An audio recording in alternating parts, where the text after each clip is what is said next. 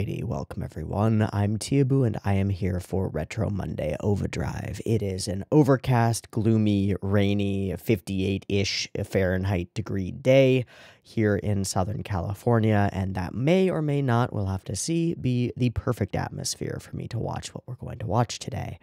I mentioned last week when we watched 11 Niru that I had a little bit of a plan going on. We had watched California Crisis and Birth, both of which were mostly hard style and awesome in their stylistic nature, but not super full of substance. And then we watched 11 Niru, which was a story that was mostly about story and didn't have much going on in terms of style. So we're going to watch something today that hopefully bridges the gap between those two worlds of film making and see an incredible film, hopefully. We're going to watch Satoshi Kon's 1998 directorial debut, Perfect Blue. I have never seen this film, and I spent some time this morning thinking about why I've never seen this film. And part of the answer is, like, I don't know, I guess I never watched it, and shit happens. There's a lot of anime out there, you watch a bunch of things, but for somebody like me whose stated favorite genre and favorite category of film is filmically interesting psychological thrillers, it begs the question, why the fuck have you never watched Perfect Blue, my man? You know Satoshi Kon films, you've seen Tokyo Godfathers, you've seen Millennium Actress, and you think both of them are 9+ out of 10 fantastic movies. You've seen Muso Dairinin, Paranoia Agent, and I think it's fantastic. I think it's one of the best animated series that exists in that space. So why have I never watched Perfect Blue? And I think the answer that I've come to as I've been thinking about it is that I'm intimidated by this film. And I think I've been intimidated by this film for a while, partly because it has a reputation for being genuinely psychologically scary in a way that a lot of films don't. And that scares me a little bit.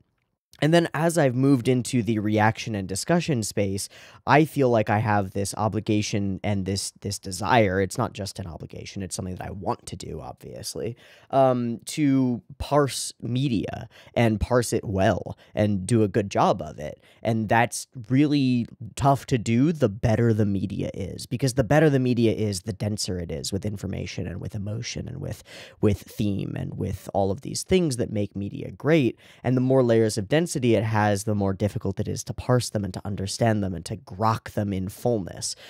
Term from fucking Robert Heinlein book, The Man from Mars or something like that, which means to understand completely in all of its levels of interaction with the audience. And that's a difficult prospect for a difficult to understand film. And I don't know that it will be. And maybe most of what I'm doing is building it up in my own mind because it's been built up for me as something, you know, on some pedestal that is going to be difficult for me to approach and understand. And maybe it won't be that difficult. Maybe it'll be much simpler than I think. But it still scares me. And that's the truth of the matter. Not that the film is scary, and I expect that it will be, but it scares me to approach a piece of media that will be difficult to parse. I'm excited to do it, but I'm also anxious coming into this. And I just wanted to let you guys in on, like, my mental state going into this, because, again, this is a psychological thriller, and its effect on my mental state should be something that you can observe. That's part of the process here, right? Anyway, we're going to watch, this is a 1998 Madhouse, so prime of the studio, in my opinion. Satoshi Kon's directorial debut. I don't know if he's going to be worse than some of his later works, or a little bit less confident. I don't know. We'll have to just wait and see. And I think that's all I want to say here at the beginning. I wanted to let you in on my mental state, tell you what I'm doing and why I'm doing it, and we're going to watch Perfect Blue. I will say something else, which is that in order to take some of that pressure off of me, and also because I've got a moderate time constraint, I've got a couple hours to record and stuff, but this video may not go up today. It may be up a little bit late. And part of the reason for that is that I may come back and revisit this. I'm not going to put the pressure on myself that I have to like record the entirety of the discussion right now, today, as soon as I watched the film. This strikes me as the kind of film that it might benefit me a lot to let it settle a little bit and let some of those later ideas that I'll have as I think about this over the course of the day and maybe over the course of a couple of days trickle into my brain and then out in separate recordings that I'll add together into part of the discussion. We'll see if that happens. I may just record it all flat, but that's part of my plan going in, is that I may stop recording relatively soon into the discussion and then record a bit later. Because yeah, that seems like it might be a reasonable thing to do for a film that might rattle me emotionally in a sense that I might not be able to come back from immediately and just do a good discussion.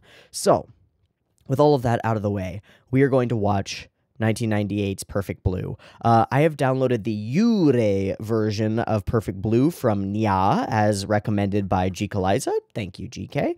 GK provided me with a bunch of links to a bunch of the different things that I've been wanting to watch, because sometimes it's hard to parse which one is the best version, and so hopefully this one is a good version.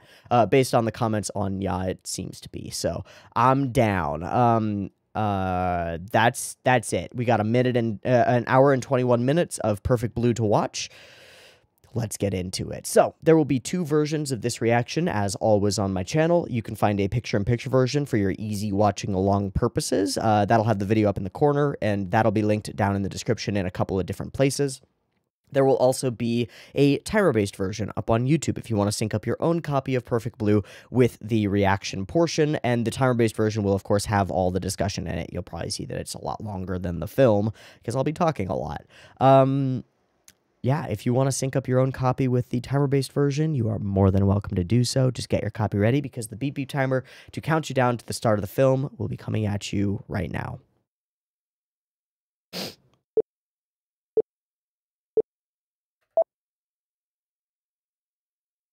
Immediate. Okay. We lagging? Just checking. Doesn't seem to be.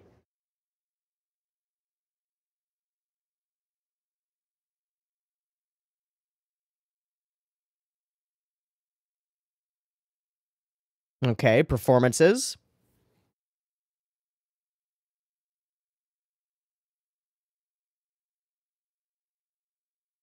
Kingberg!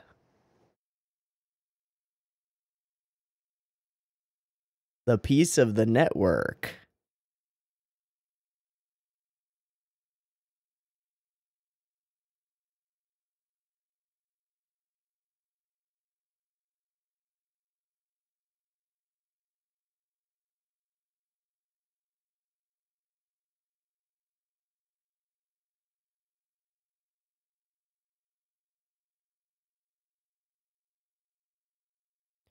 Ray went fumbling her song. Mima and Ray. Fans.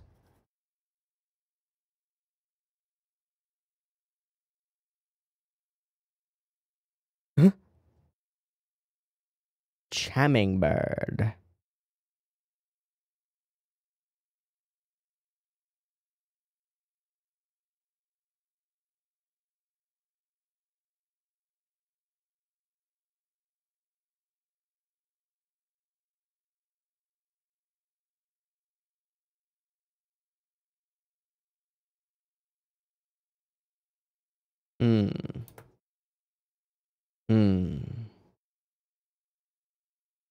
Group of punks.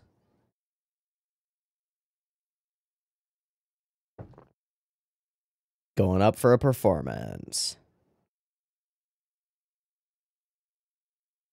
Oh god, the Satoshi Kon character designs, baby. Oh, they're so good. She scares the fuck out of me. Something about some of the character designs with, like, the really wide set eyes and, like, way too small for their faces really freak me out sometimes. Immediately character acting on point. And we're from their perspective, but we're not focused on their faces, like, at all. It's super different. Okay, title. Perfect Blue. And it's already over. We don't get to experience the joy of being on stage, huh? Crowded trains, ordinary life.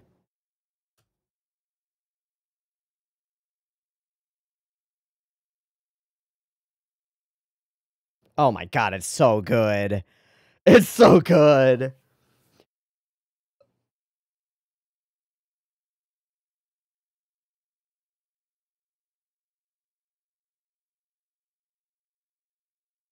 Best idol show. Oh my god, that audience shot was great.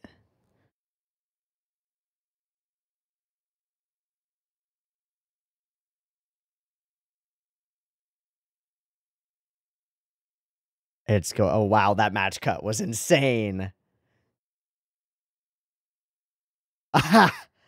Oh, the cleverness. It's just all over, man. Terra, cool. Oh, those are real posters. Again, a match cut. Momentum.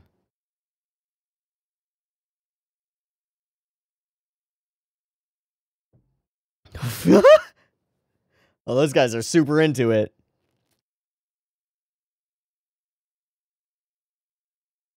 So is Mima the front girl? Yeah, I think so. Oh shit.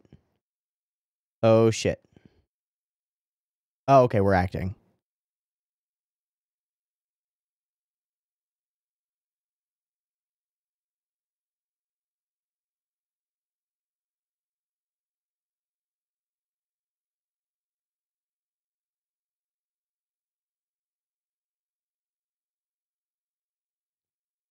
Those reflections. And what about Mima's feelings? Already we've got this, like, this psychological warping going on. Oh, hi. Oh, no, no, no, I don't like that.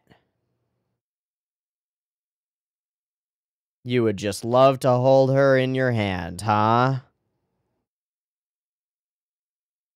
He's gonna kill them.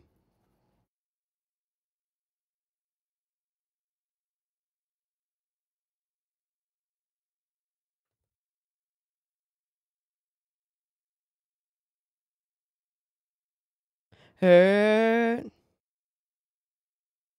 the sound mixing is great. The sound mixing is so great. They sound like they're on stage, and the audience sounds like it's right around me.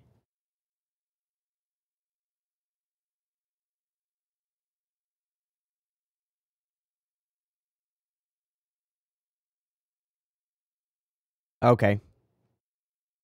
He is gonna kill them. Later.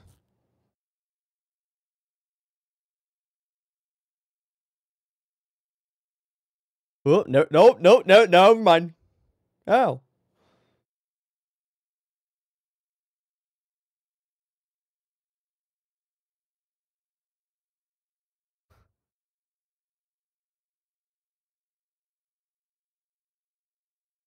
She was making an announcement.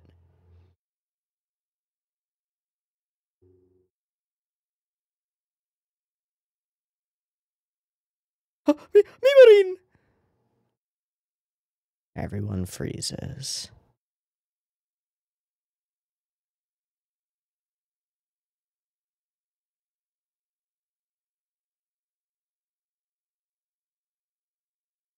Nope. Oh boy.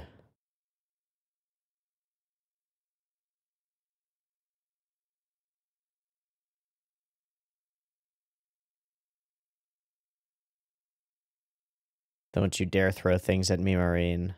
I will protect you. Love me. Uh-oh. You're quitting, right?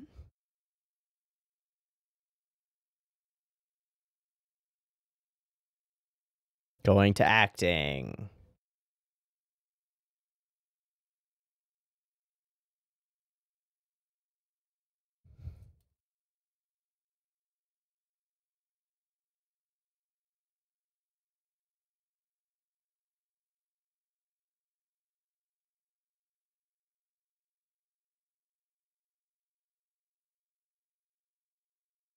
This is a really small event, isn't it?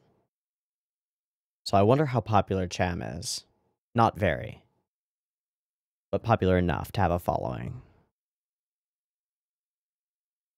Ah. Metamorphosis, huh?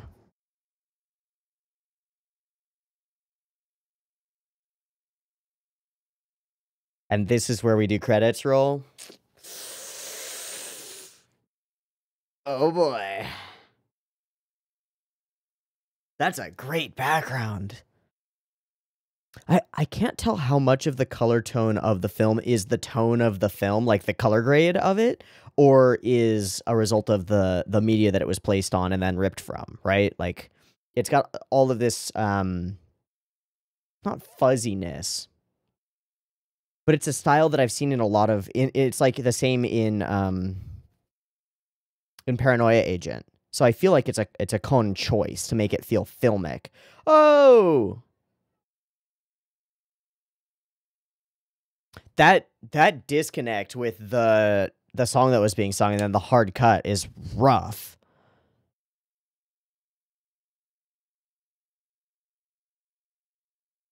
What? You're what? You're always looking at my room? Please don't be.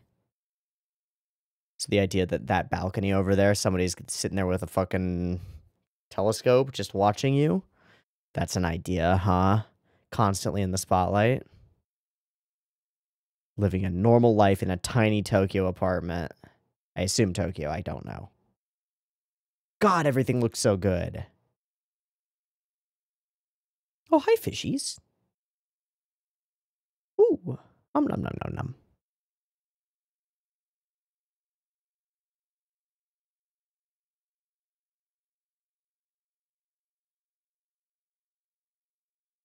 It's a cute little place. Oh, why is there a creepy baby?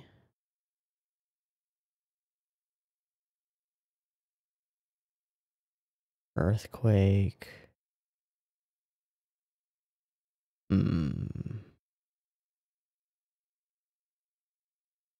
Hmm.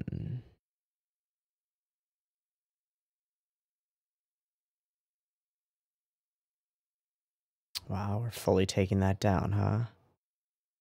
Let's go some of this. Hello, actress. Oh my god, almost a Yamada-esque shot. Except not as expressive. Hmm.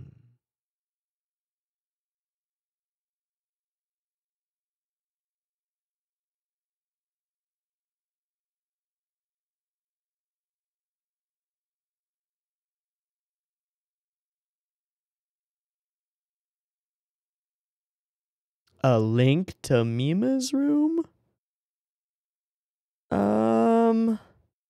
Maybe you should close your drapes.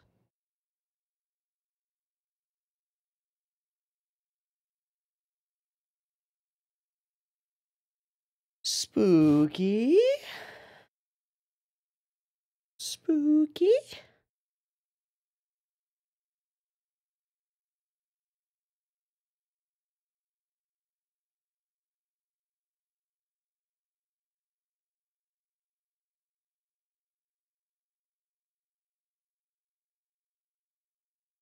Thanks, Mom.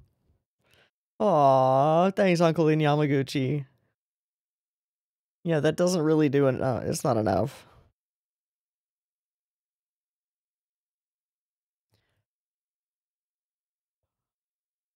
Idol. Uh-oh. This is the scary call.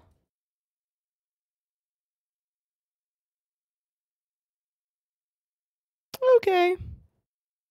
It's Breathy Boy. It's Mr. Breathy. Yeah, totally a wrong number.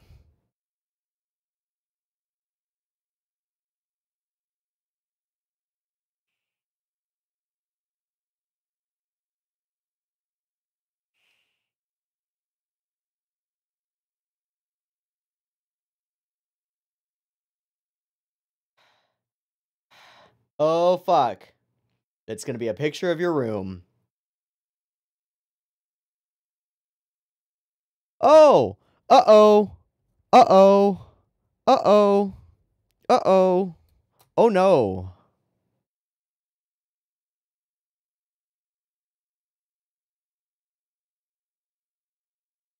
Oh, what a sound. Oh my god, and it closes, it goes away as she closes the block. Oh my god, it's great. Oh, lines, huh? Oh man, this is fucky. We're only like 10 minutes in, right? We are 13 minutes in and it's already pretty spooky. This is gonna be a nightmare. This is gonna be an absolute nightmare.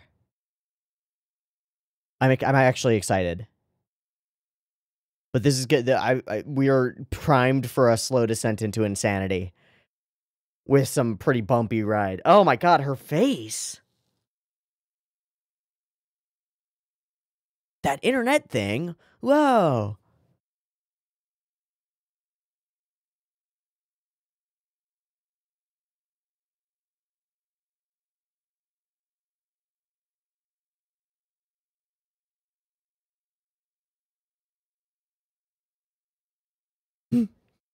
Great. So many camera movements, so many panning shots. But like angled pans that cause serious stuff.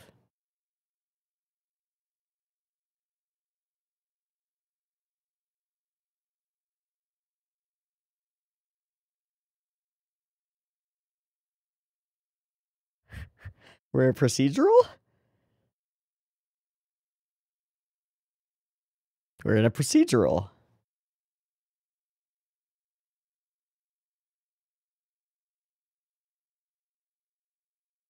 Uh-oh. Oh, that's relevant.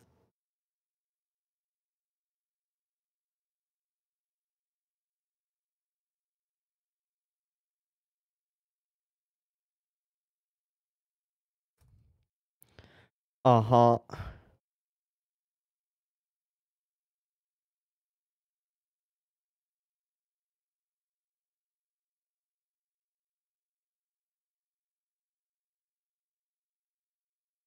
Get it. Let's go, Mima. Let's go.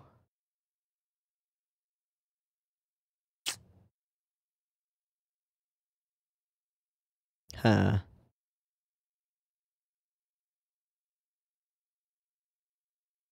Arigato.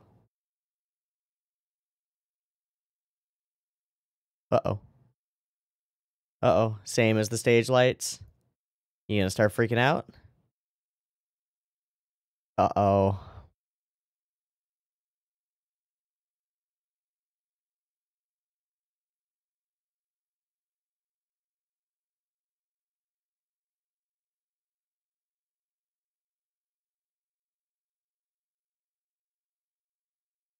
Oh, seeing him. Is he actually there? Or was it just an imagination?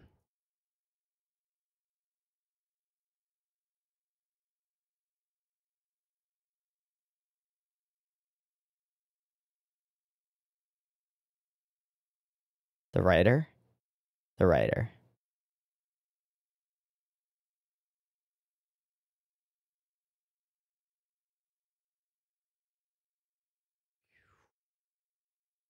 Many, many, many, many, many.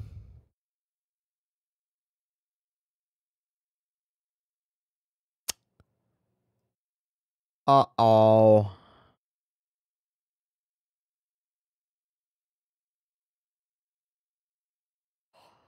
Ah.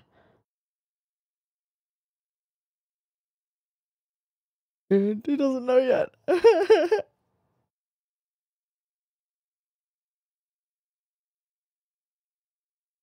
Okay.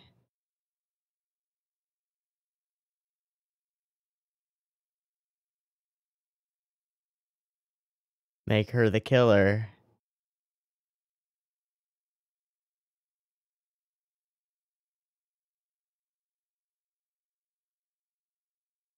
Gonna say, aw. Who's that voice actor?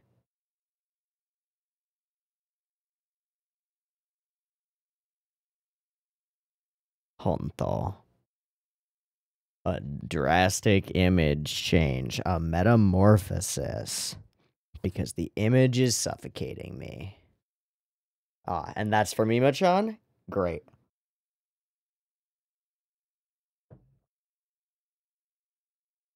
Oh no.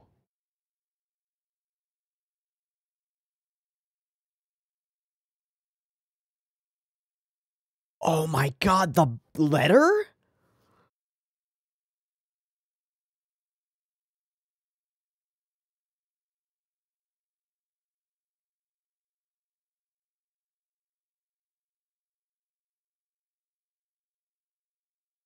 Oh.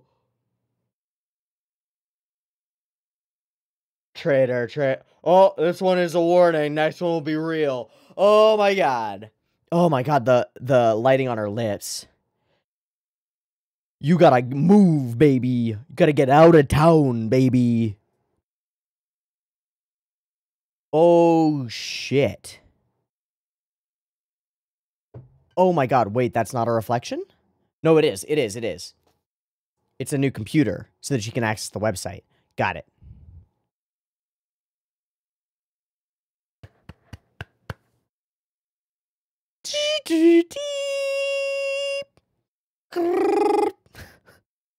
Fucking dial-up connection. I've done a little letter exploding that was meant for you?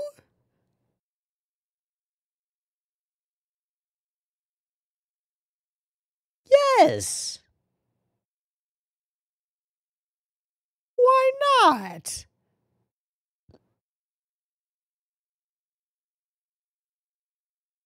It was supposed to be you. That's not a prank. That's murder. I'm worried.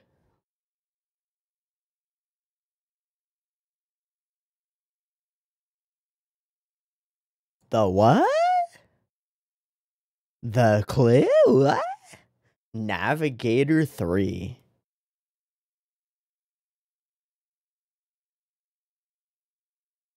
Her face creeps me out, dude. I don't know. I'm sorry to be facist.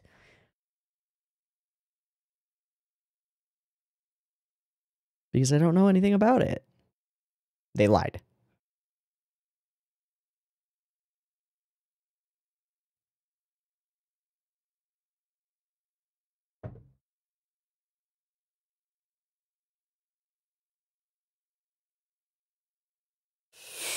What's it gonna be? Is it a live stream? Are there live streams in 97?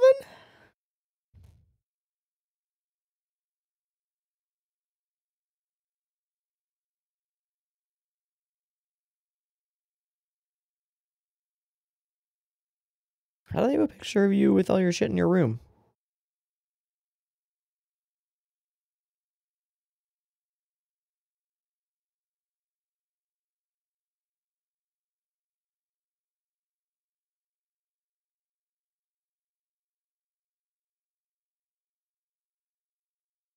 Who's writing your... Yeah, there's a mirror there. Who's writing you?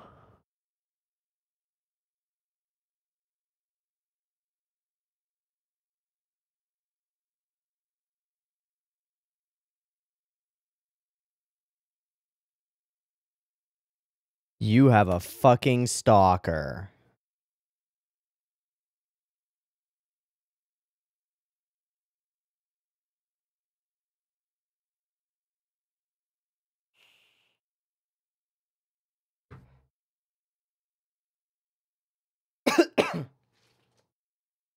She didn't say that out loud, like hard out loud. Anata dare, anata dare.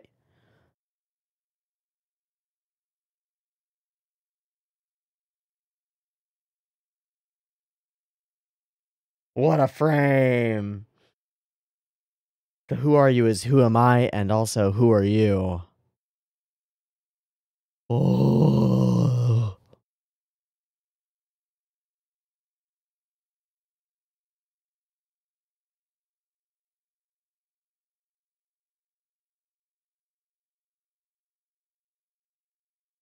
Are we on set still, or is this a separate thing? Oh, okay, that's a murder in the video. Oh, shit.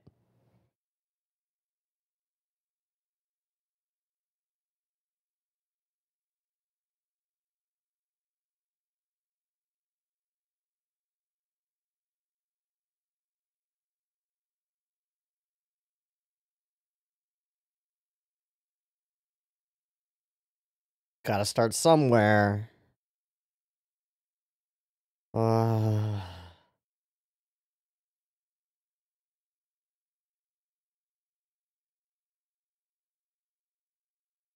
Right. Small role into bigger roles.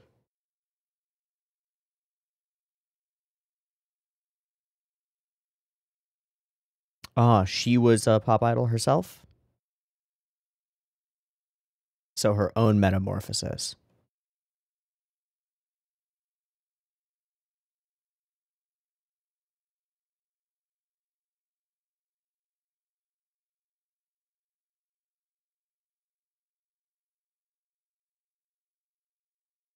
It's so different from now, though.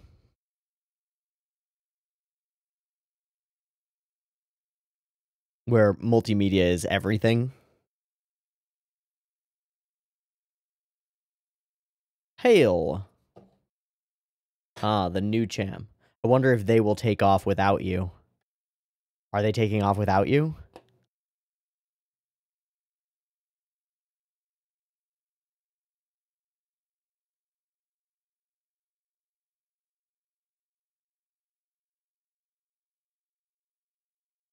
Oh.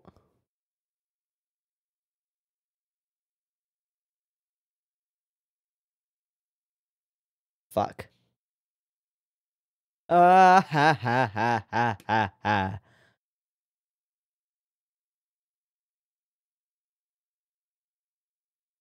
Oh, hi. I will be the hero. Yes.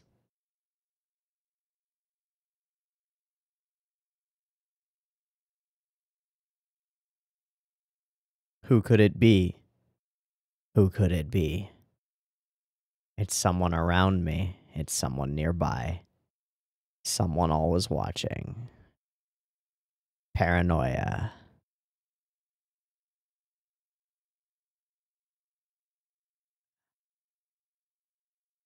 Oh boy. These shots are getting more compressed. You know how I said before we're not looking at their faces? Now we're getting more compressed. The world is closing in on her, man. Oh, it's so good. Go on. It's like he intuits this shit. It's like he understands exactly what he's doing. Because he does. Absolutely nuts. Oh, great. That's not terrifying at all.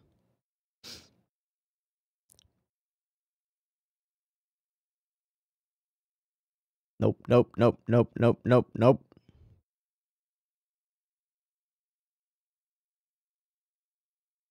Oh, hello. Is that him?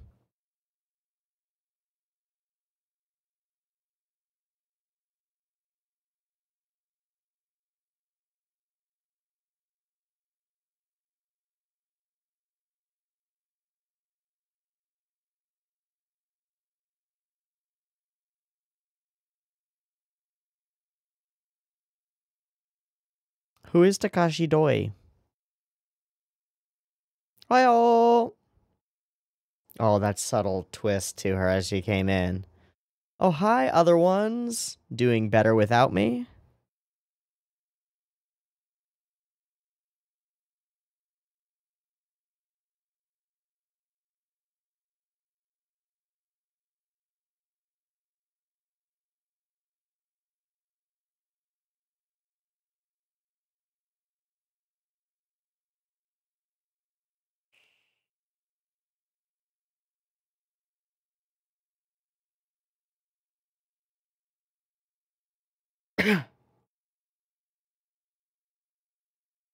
Nice.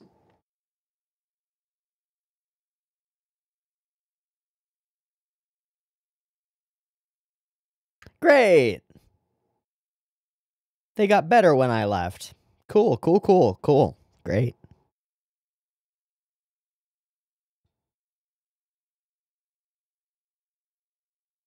Um,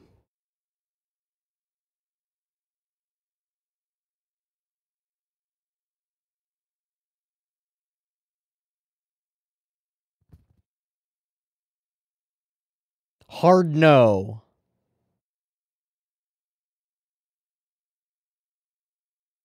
What are they doing?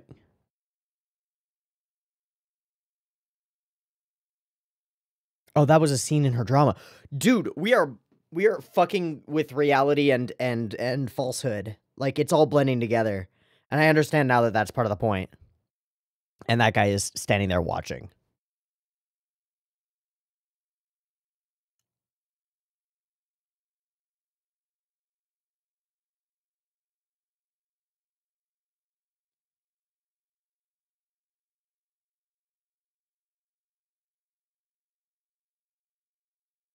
What's the part?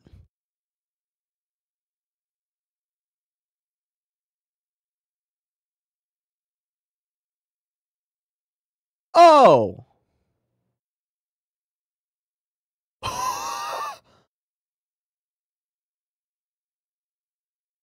Does it require nudity? And you are being raped. Fuck. I don't like that one bit.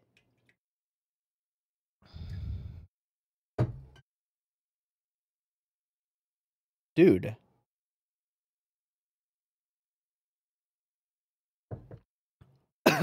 Damn right.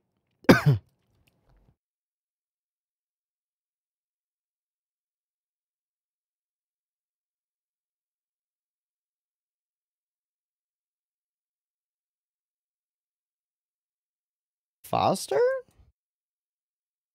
Uh-uh.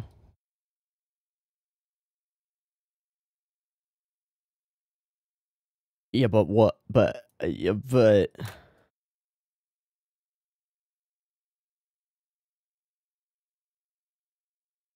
Okay.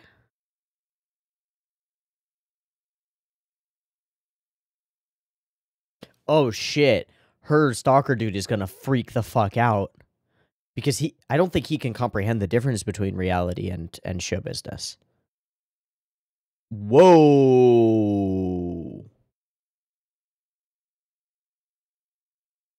Two sides.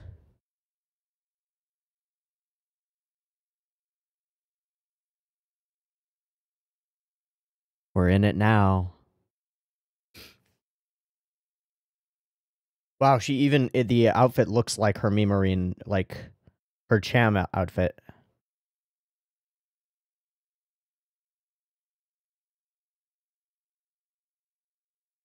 I don't like this, actually. I don't like it at all.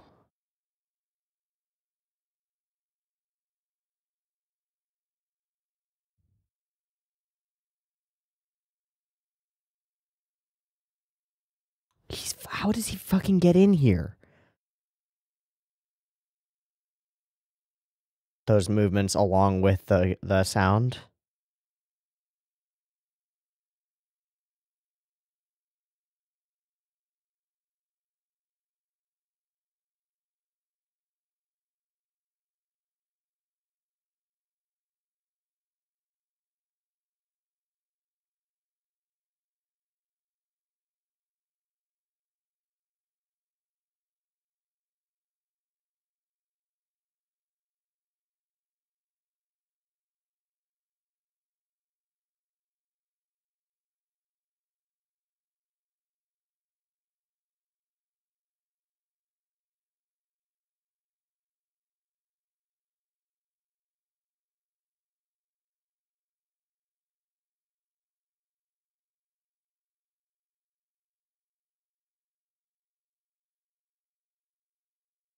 The manager gets dragged down.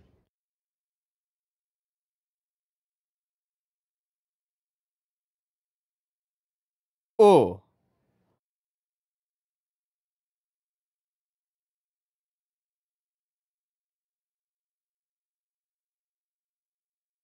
Oh.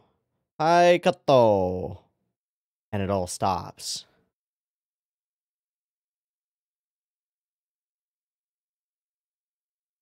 Bright lights again.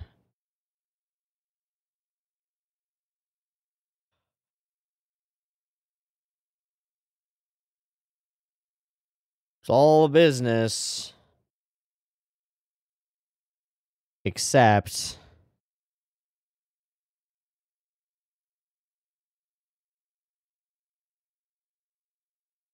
Oh, it's so weird. Oh, it's so weird.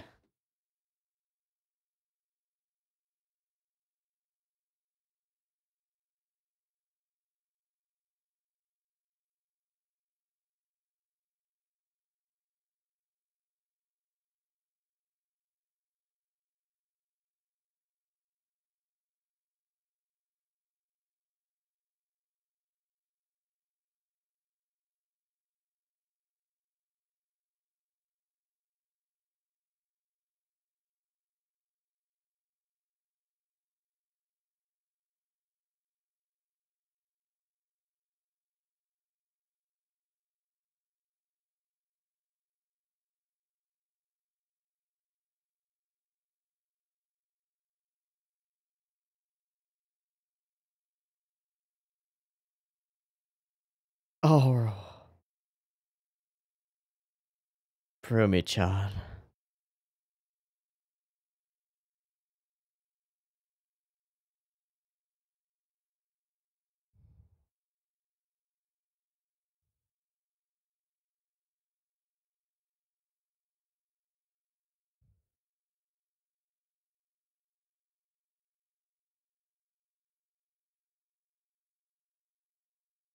He's here. Did I just see him?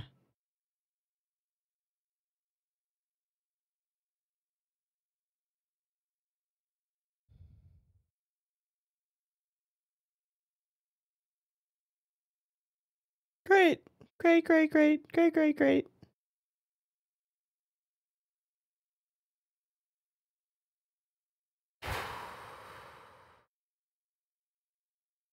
Filth. And now you're a part of it. Damn right. Hard day's work.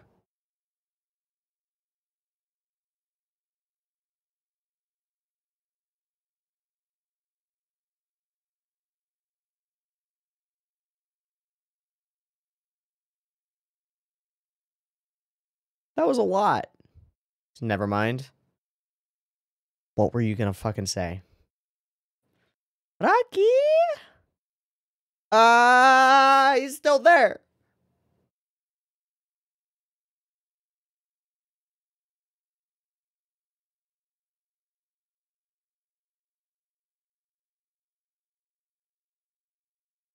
Oh, reflections. Oh, glass and walls and windows.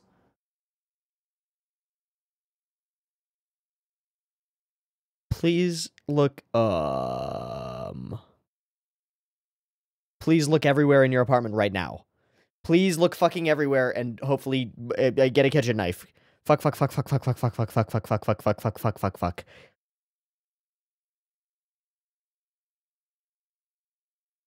Are they just dead because you didn't feed them? Or have they been killed?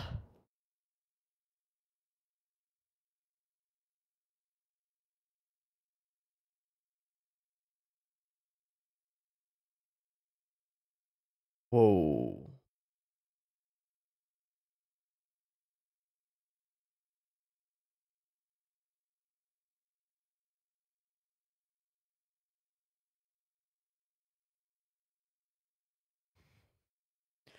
Yeah. Yeah, okay.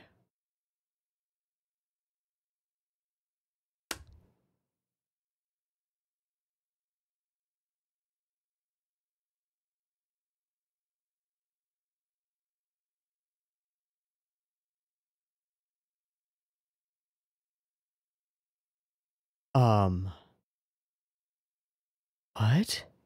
The fish are okay?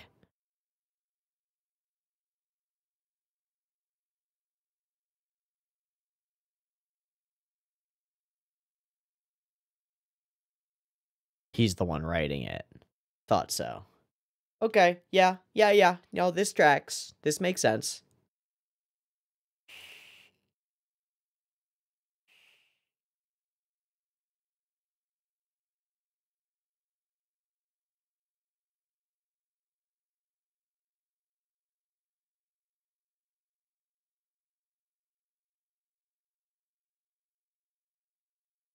I mean, yeah, you're still watching it though. Hmm.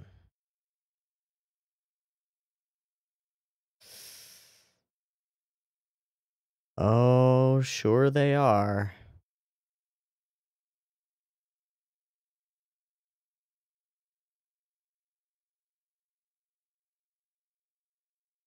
Ha ha ha ha ha. Oh, he fucking tore one up, huh? Yeah. It's not working. More drastic measures are necessary. Assassination attempts have not worked. Yeah, what's new on Mima's room?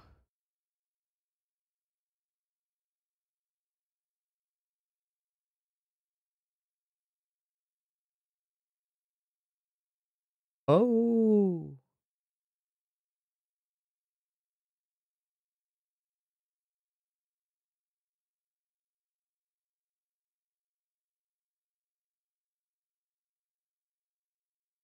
You never were. Oh, there's another you out there, kind of. Oh, no.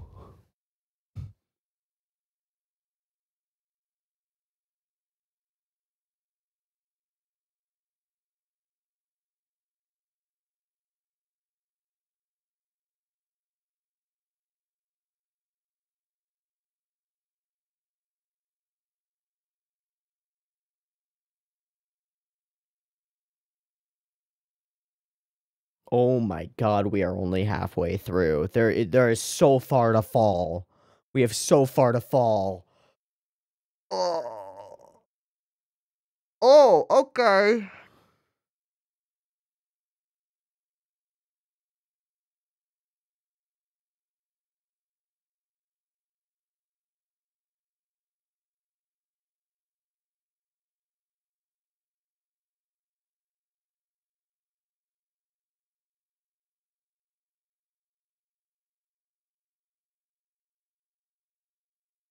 Whoa. And the dream, the past escapes you.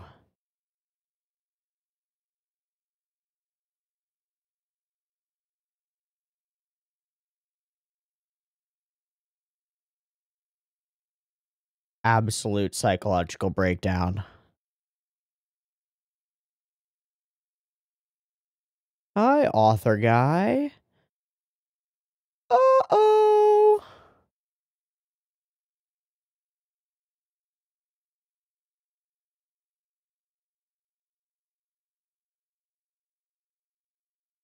Where did all that blood come from? Oh my god, what framing, man. There's something hiding in this parking garage. Oh, and it's fucking Cham songs playing, right?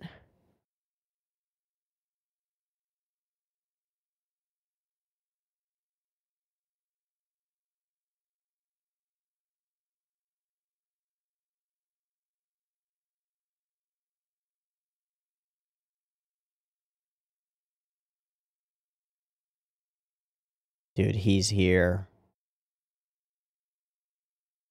He's in the elevator. Fuck, fuck, fuck, fuck, fuck, fuck.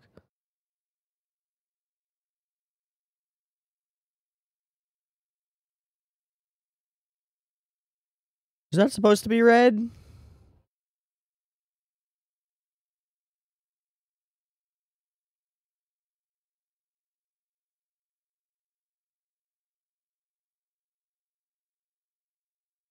Oh! Oh! Oh! Oh!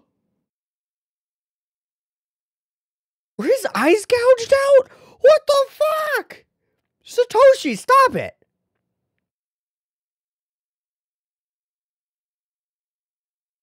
Oh my god, what a fucking... Oh my god, and it's not even a real thing. It's a kid's toy. Ah! Oh, it's a Cham, new Cham.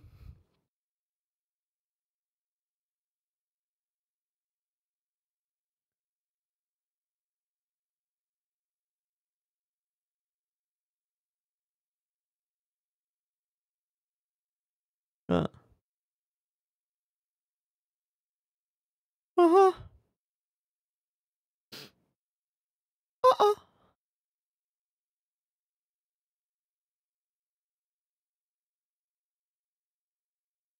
Is she? Umpteen times with a sharp object.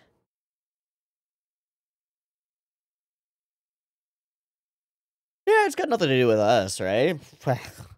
Whatever. Yeah. Yeah. Yeah. Reflections. Well, I'm in one. Oh my god. Oh my god. Ugh. Samamiro? No, you can't say that. That's a Sorayori. Don't get out. Get back in the car.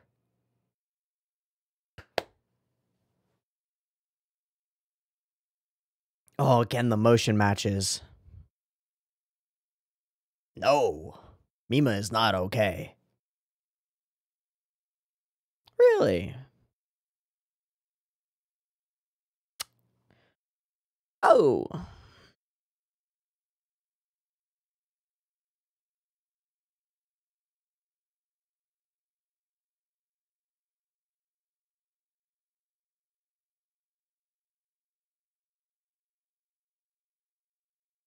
I don't like this.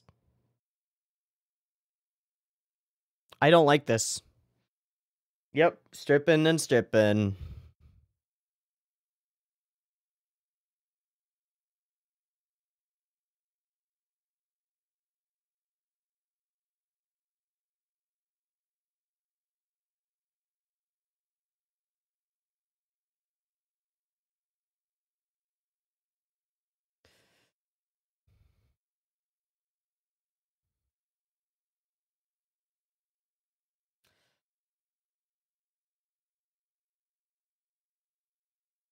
Okay. The stripping is happening.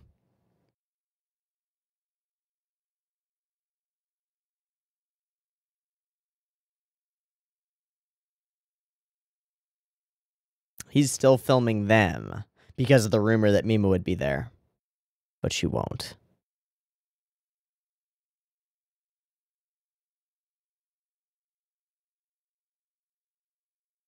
What is this? Is this the continuation of the photo shoot? Hi, me.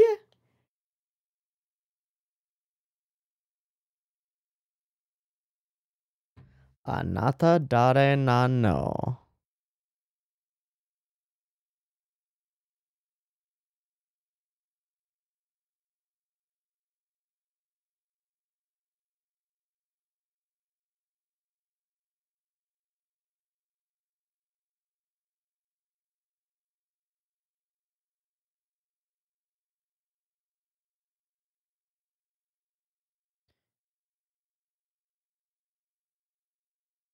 Is she actually out there?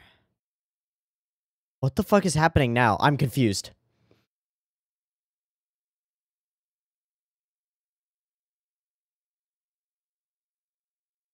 The dance moves are wrong. Is she actually out there, though? No. What the fuck? We lost reality. It's gone.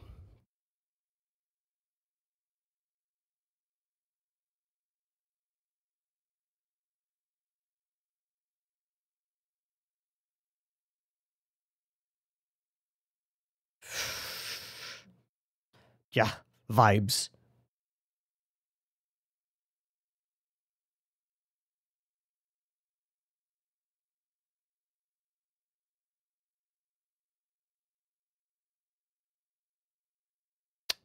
Well, hell. Oh. How dare you buy them all? Get rid of them all?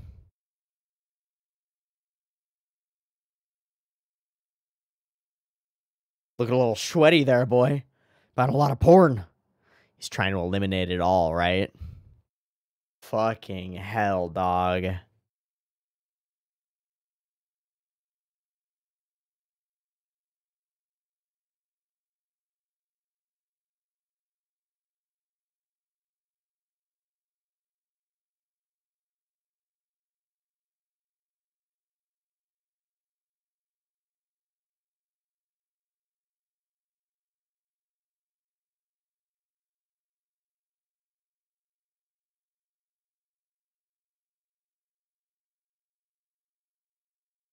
Gotta get rid of that imposter so the real Mima can be free. Easy. Fucking easy, bro. I love you. You are the only one for me. Uh-huh. Yep, uh-huh.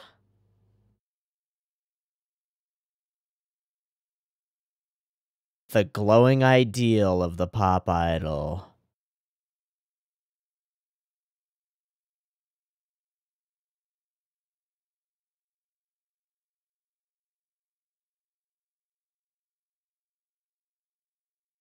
We're on set.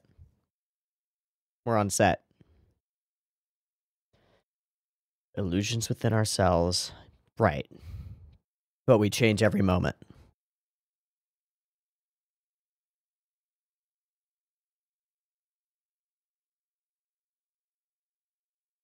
Unless other people believe in them.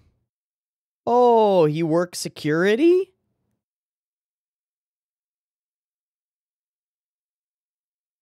Yeah, that gasp wasn't part of the thing.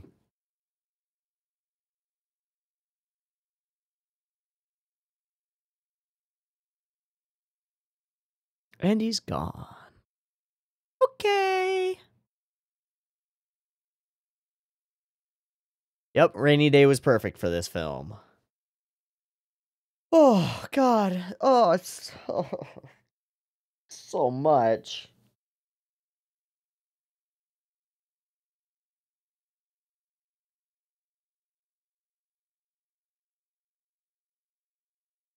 They're doing great. They got a podcast. I mean, a radio show.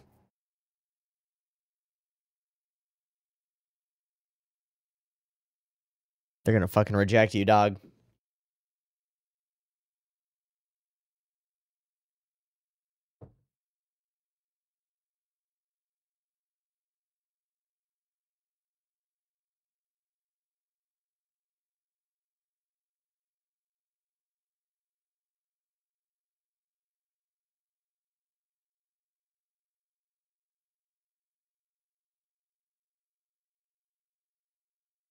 Oh, time for a freak out. Oh my god. That zoomy zoom. Hey, please don't run off on your own. Oh, shit.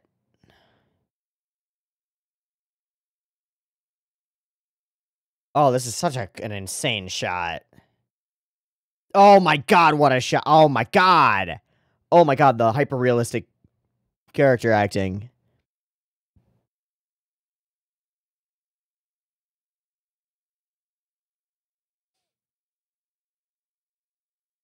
Is that a mirror?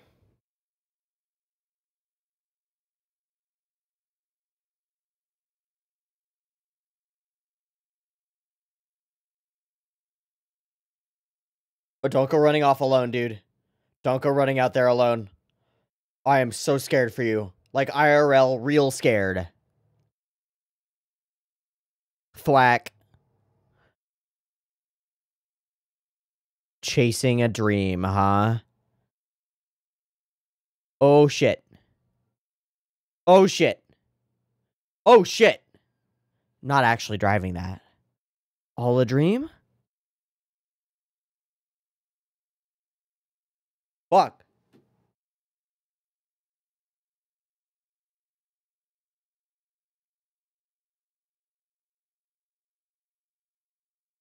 Hi, Rumi-chan.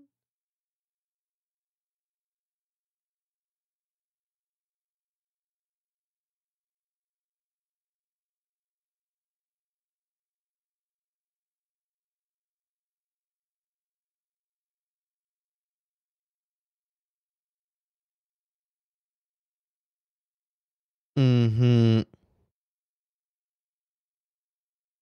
She's gonna say no because she thinks it's a fucking imagined imposter creature person.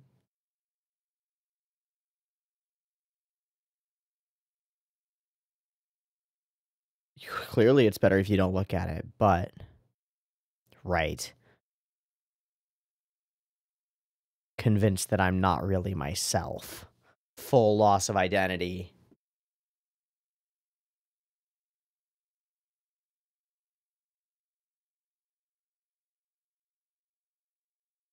Oh my god, it's all blending together, man. It's brain soup, dude. Yeah, I'm having nightmares about this line. Ah, is he really here? Is he really fucking here? He's really fucking here.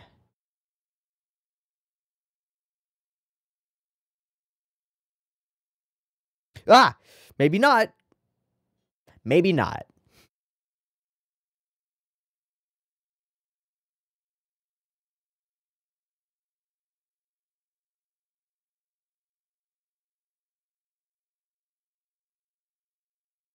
Oh my god, what? That's Rumi-chan.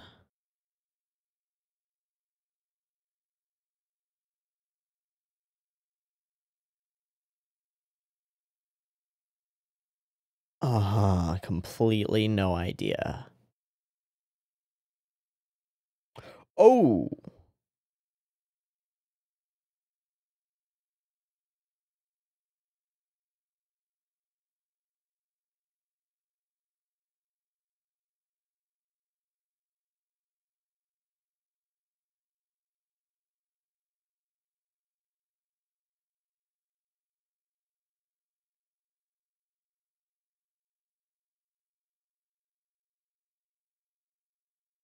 But is it real?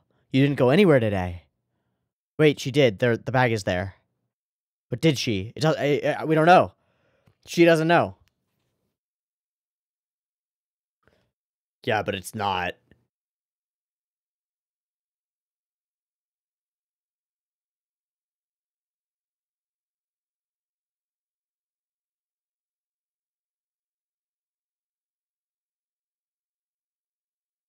Oh, it's too close to reality, dog.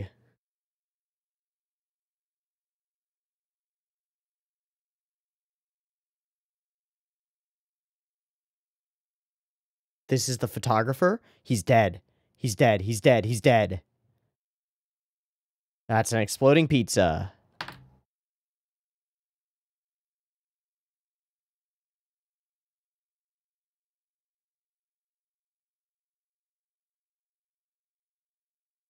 Oh, it's worse than an exploding pizza.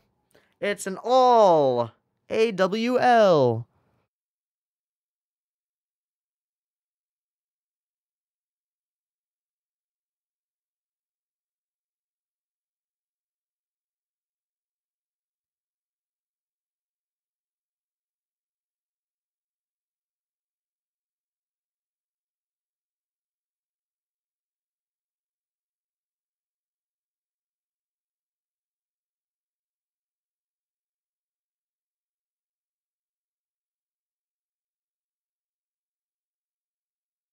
And it's her, but it's not her.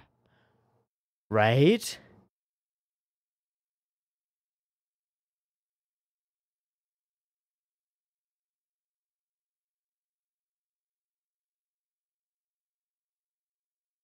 Because he believes himself possessed by the spirit of the real Mima, destroying what is destroying her.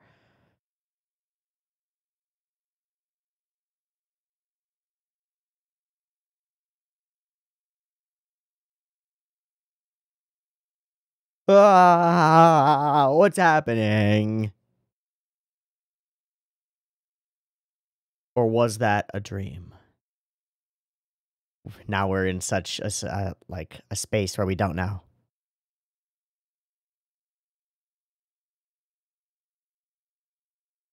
But she's gonna believe that she fucking killed him.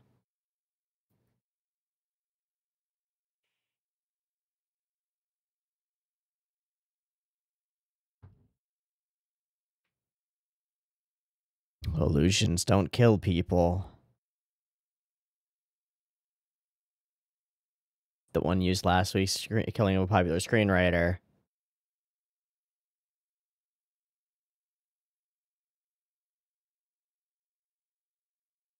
I guess I did go shopping. Is that the fucking outfit?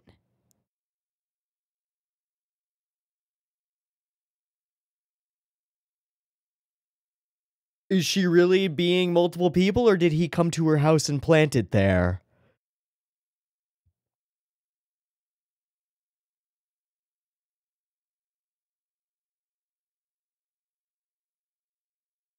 I don't know what to know, dude.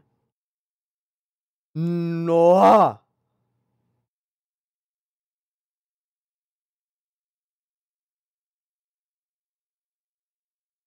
Get the fuck out of my house.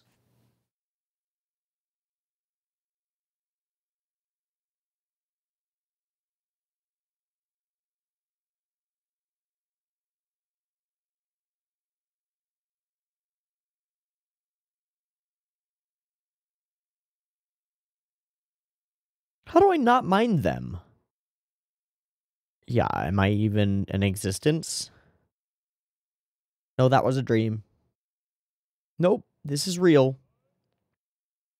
Oh, we're gonna do this?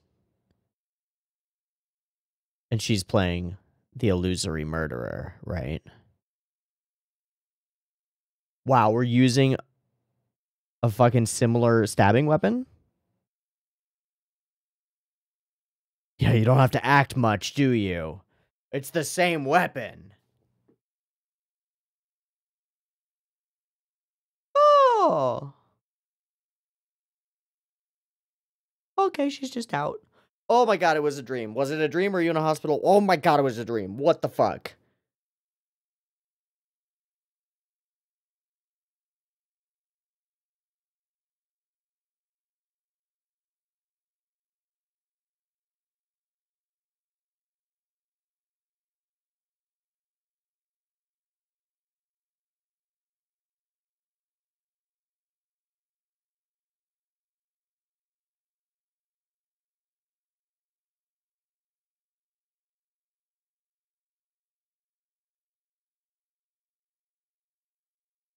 Wait, what?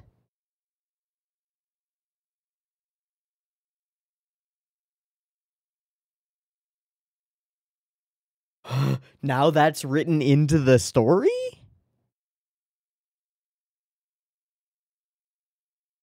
Who's Yoko?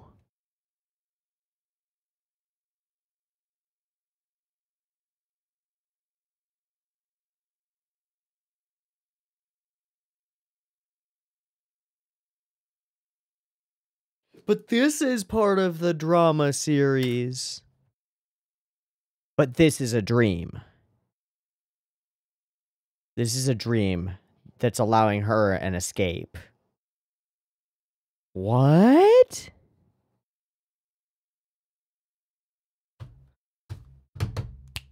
What?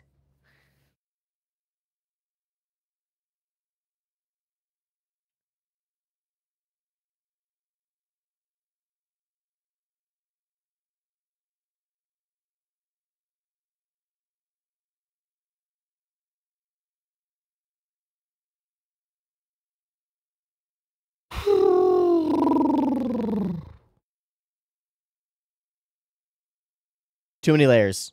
Too many layers. Okay, everybody's celebrating. That's bad. I'm scared. I'm scared. We got 20 minutes left to get real spooky.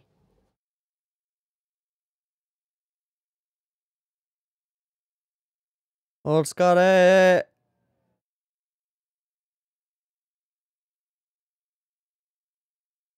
Is he here?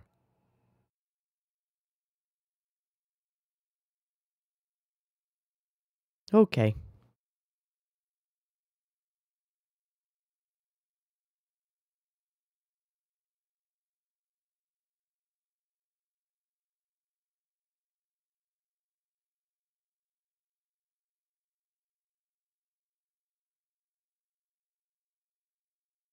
Oh, she been changing. Oh, now I'm scared. Oh, I'm real scared now. Uh-oh. Hi. Nope, it's all real to me.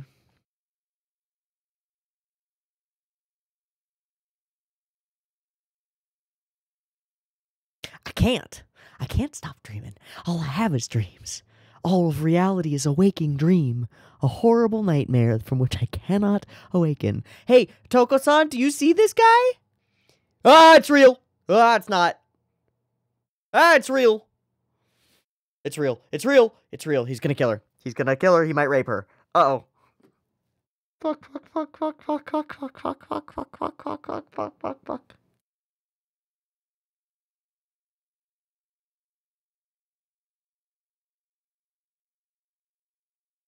A few sketchy scenes? Is it just purely an AV? Oh, fuck.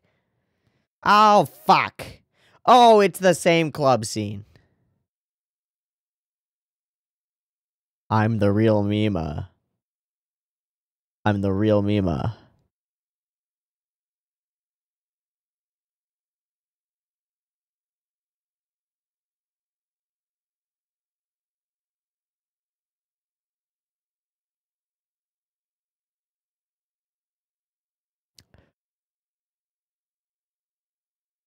This is the real version, huh?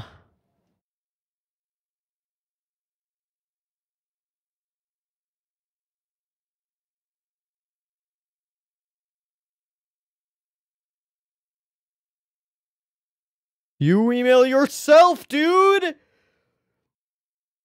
Yep. Oh, great! Because I'm the fake. And you're gonna rape me. Fuck. Oh. Okay. Run the fuck away, Mima.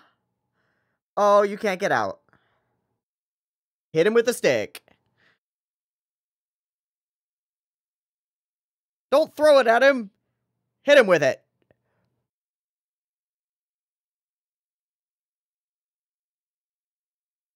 Oh, fucking hell.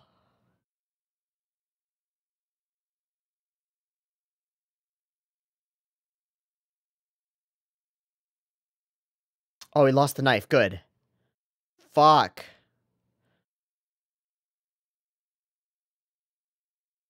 Ow. And it's the same scene.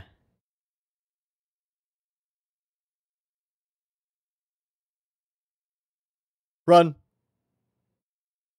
Oh. Oh, no. I mean, yes. Yes. Go, Mima.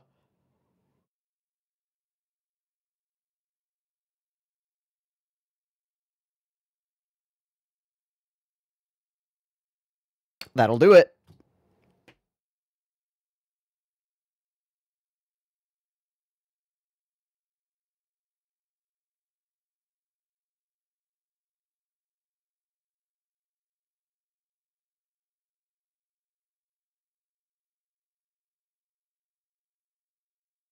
In the same scene again.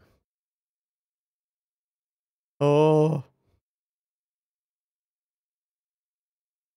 Double tap. Please double tap.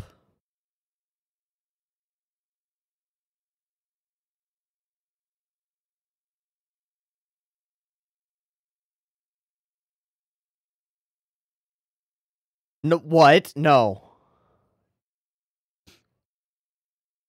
No, no, no. That was real, dog. I'm sure of it.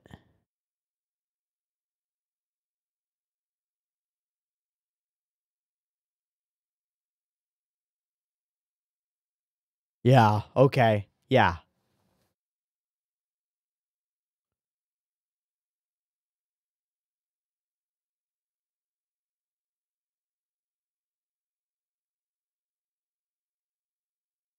Tell me his body isn't fucking gone. Shit. Shit. There was no blood either.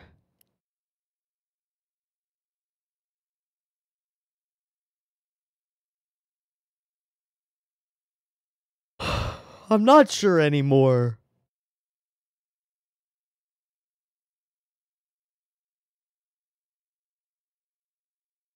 No?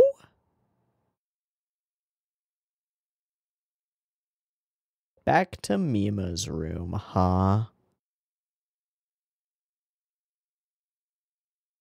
Cut, fade. And we're in somewhere else.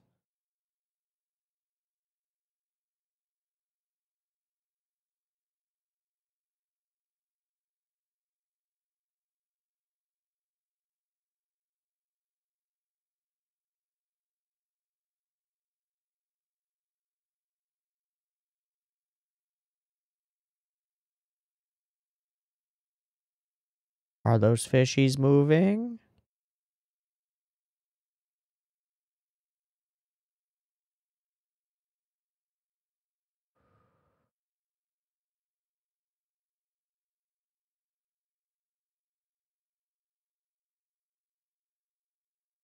Oh my god.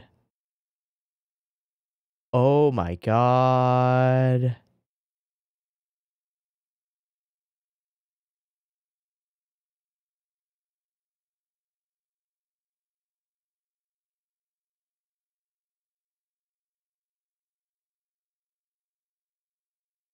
Who killed Tadokoro?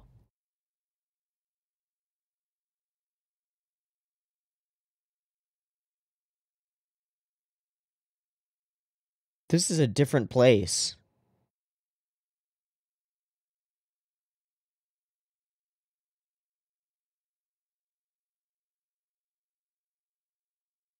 What? Wait, that's Rumi?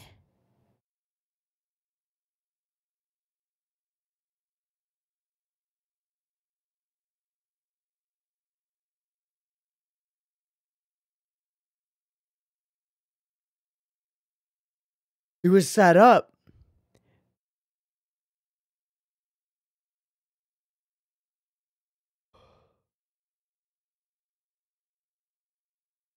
She was an idol before.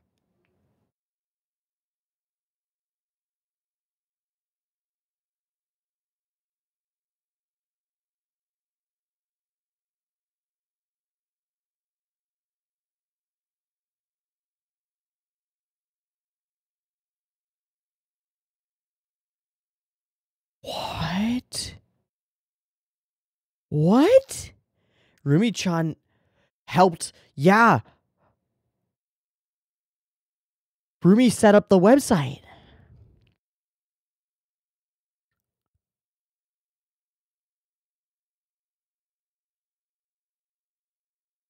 And all the fishies. Oh my god. And it starts to morph into Rumi. It really. Ow! It really is Rumi.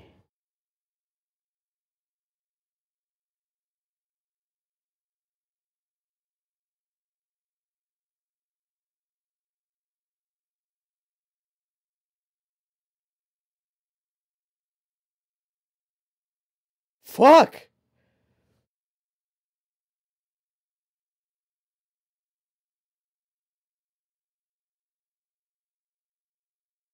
Ow. Ow. She's fucking coming after you. Oh, she moves like the Mima of dreams. Oh, that's horrifying. Oh my god, what the fuck?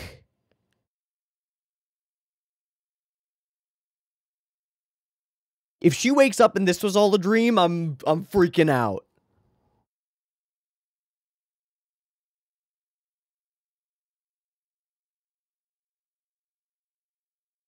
No? Okay.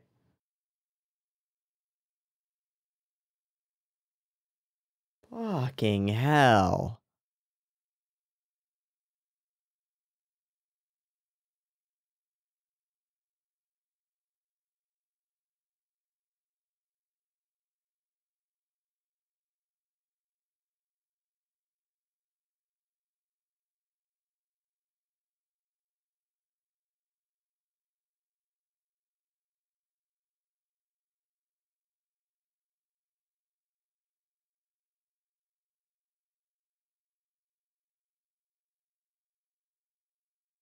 And we both fall.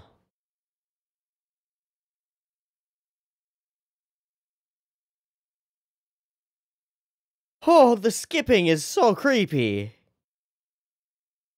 Uh-huh, yeah. A flash of reality.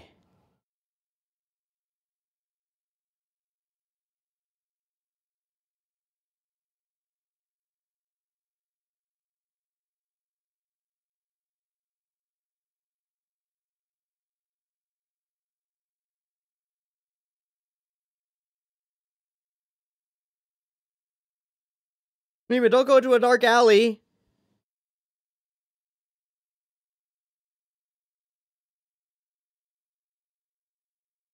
Ah! And shatter that reflection.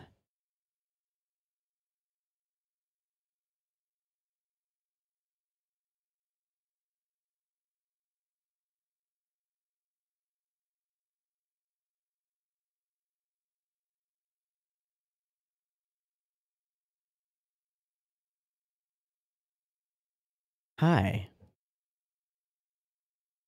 Oh. Oh. Oh.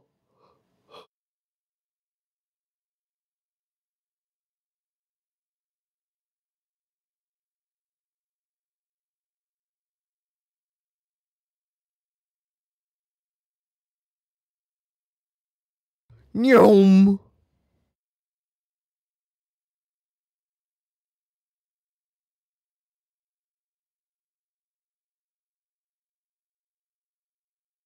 Uh-huh.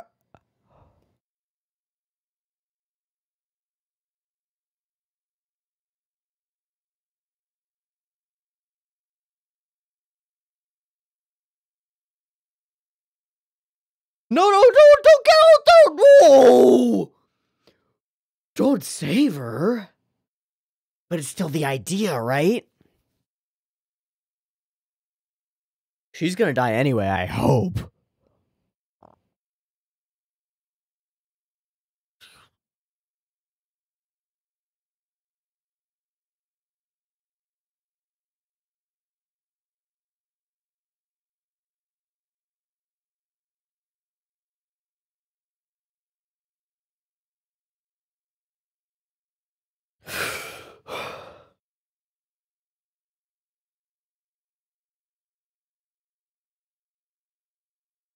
What a twist.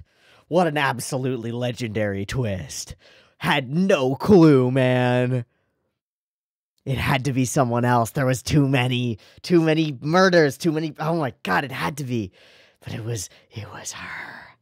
It was Rumi, and it's set up perfectly.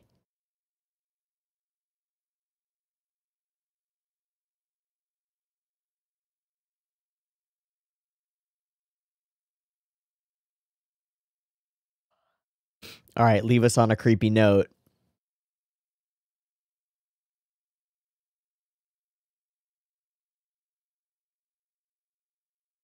Is that's Mima and Rumi is here? Yup.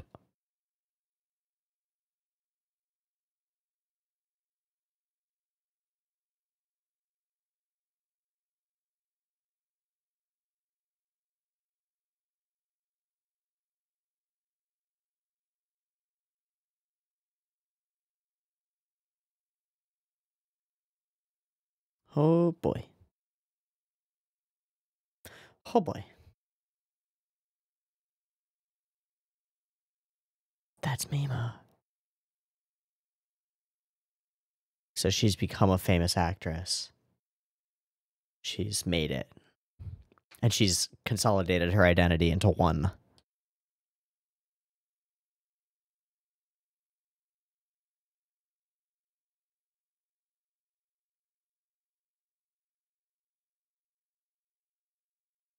I don't know if I trust it. No, I freaked out.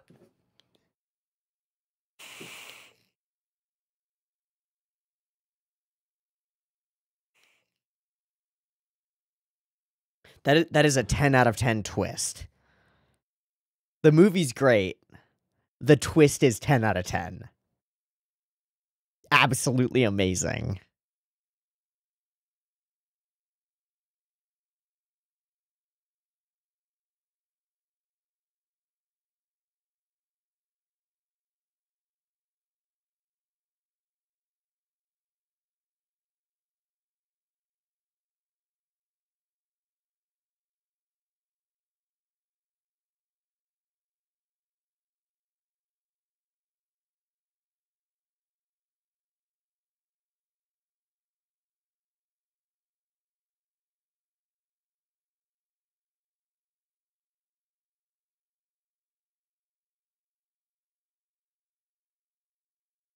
What's the word? There's a word I'm looking for. I think it's metonymy. Let me see.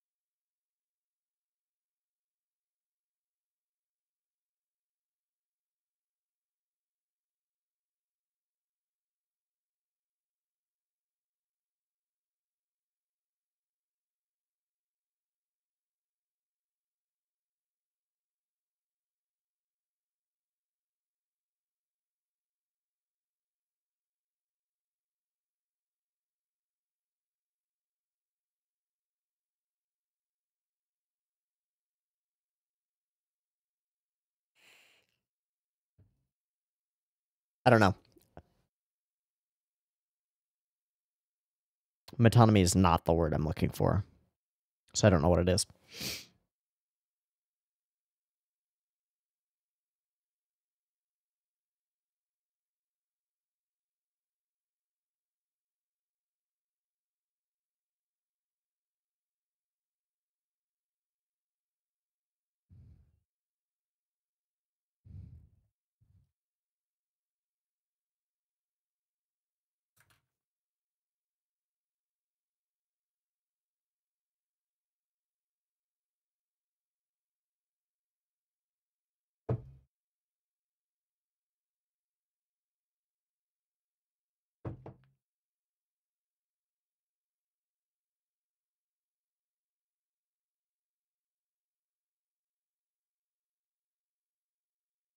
And that's it, baby. I'll let the 10 seconds play out just because it deserves it.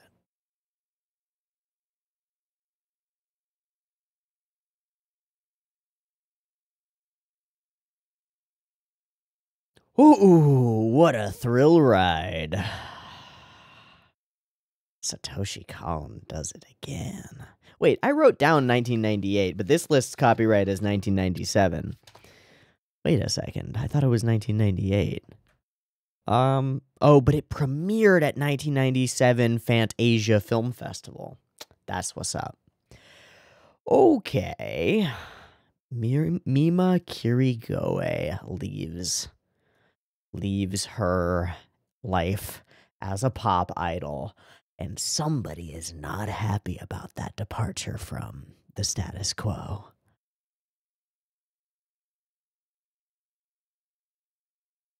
Give me a minute. Okay, I spent a few minutes just writing out words that pop into my mind and words and phrases that pop into my mind after watching this film. First off, I want to say that this film is a 9 or a 10 out of 10 to me immediately. It's easy. It's an easy choice to make it so. I also want to say, as I was saying during the end, that the twist of Rumi is a perfect 10 out of 10 twist in my book. I did not see it coming, but now that I have seen it happen, I see a lot of things that set it up in the past in the portions of the film. From Rumi telling us about us being told by another character about Rumi's own past as a pop idol, to Rumi being the one person who's against Mima going her own way and finding a different path for herself as an actress, when it's been beneficial for the other members of Cham, it's been beneficial for everybody, it's worked out great. It's only Mimania and Rumi who aren't into it. And then the keystone of the whole thing, the moment where it all falls apart, both for the character that Mima plays in her drama and for Rumi breaking down as Rumi with a Mima inside of her and with a dissociative identity disorder, if we consider it that, because that's what's used in the film that they're doing in the film during the rape scene. Mima's character in that film falls apart and she becomes a multiple personality killer. And Rumi falls apart. She starts crying during that scene, watching the idol version of Mima die in that acting sequence, truly die. And she dissociates and she can't handle it and she walks off. That twist is perfect. It's perfect, man. I really cannot imagine it being any more perfect than it is. That crying, I wondered why it was there. I wondered why we made Rumi from the beginning, and maybe it's just a character design choice, but man, that character design choice speaks for something. I found her unsettling from the beginning, but I wrote it off as just Cohn's character designs, and I shouldn't have, because he designs characters with a purpose. There's the obvious creepy character design of Mimania, the one stalker. But then there's the more subtle version that is Rumi. Oh. Then we come to the psychological core of the film. And this is going to be an incredibly difficult film to talk about because so much of it we can't tell what's real. And that's so much of the point of the movie, is that we absolutely lose touch with what is actually happening in the film. What is the truth? Where did it go? And the way that we lose touch with reality as we move through, as we go from just the subtlest strangeness in the cuts, the slightest weirdness in what we're seeing, to complete inability to comprehend and to trust what we are seeing. By the time we get to the second half of the movie, we have these sequences where Mima is acting and then it's real, and then she's having a real scene but it's actually on set, and then she's having a real scene that's on set and we're seeing it from the perspective of it being on set, but then it's a dream. And so we meld these levels of comprehension, these levels of understanding together in a way that dissociates us, the audience, where we can't trust what the camera is seeing. We can't trust what Mima is experiencing. And it takes us on the ride of a character who is losing touch with reality themselves. And I think the most impressive thing about this film, by far, is Cohn's ability to put us in Mima's shoes using direction, using his directorial techniques to put us in the shoes of someone whose grasp on reality is slipping away from them, because that is what is happening to her in the film, and it is what occurs to us as the audience as we try to watch through and comprehend what we are seeing, because we can't. And it's brilliantly executed and brilliantly put together to make us question everything as we move through. As we get to those killing scenes, we start wondering to ourselves, is Mima really the killer? Did she really murder the fucking photographer who took those pictures of her?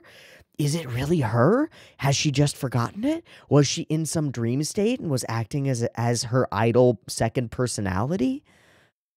But no, it was Rumi. And Rumi brought those clothes over the first time that they met and ate together and had the cake together. And she put them there. And she allayed Mima's suspicions and fears. And then she went home. And then she came back the next day. And that's when the things get weird, right?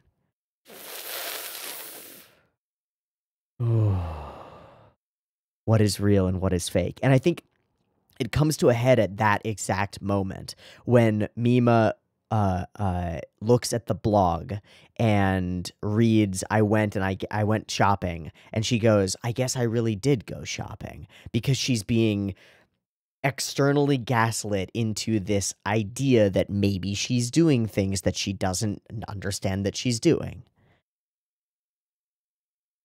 But it's the film doing that to us, the audience, that I find deeply unsettling and deeply impressive. To demonstrate to us someone whose grasp on reality is actually slipping away scene to scene is stunning. and incredibly impressive. And I can only imagine how difficult to execute that is, given that it is difficult to comprehend how it was done to me. The idea of making a piece of work, a piece of media that has a specific determined effect on its viewer that is that complicated absolutely boggles my mind and impresses me to no end. I am absolutely impressed that this is Satoshi Kon's directorial debut. And it's this. I am stunned. I am stunned. Okay. Okay. Do I have anything else that I want to go through in the very beginning? Well, it feels like there are multiple layers to read this film in, and this is part of what as I mentioned in the very beginning, before we actually started reacting to it, this is part of what scares me about watching and talking about and discussing this film, because I thought it was going to be dense and I thought it was going to be multi-layered, and it is more multi-layered than I expected. You can write it off as just being a psychological trip fest, because it is, but there are real events that are really happening and we can track them. And that story is not super duper complicated, is it? So let's talk about what I think actually happens over the course of the film. Mima is an idol of a not so popular idol group, Cham. She leaves that group because, quote, the pop idol image is suffocating me, and because she wants to try to branch out and do other things, and because it's not really working. She also frequently sees a pretty creepy looking dude who's pretty creepy watching her. But he embeds into her mind in the psychological layer as something more than just a fan who's a big fan, right? We set them up, we put them out on stage, they go out on stage. She lives this life of being an idol constantly. She sees that idol as herself, and she is that person. She's got a consistent identity. I am a pop idol. And then she tries to move on out of it and move on past it into being something else, into being an actress. At which point, things collapse around her. The people around her are not super happy about that. Maybe her idol buddies are happy because she's no longer the front girl. But she's now in a state stuck in between worlds. And psychologically, on the psychological layer, that's causing a lack of, like, true comprehension of identity that is then compounded by everything else going on. We set up the fishies that she has. We have the conversations that she has.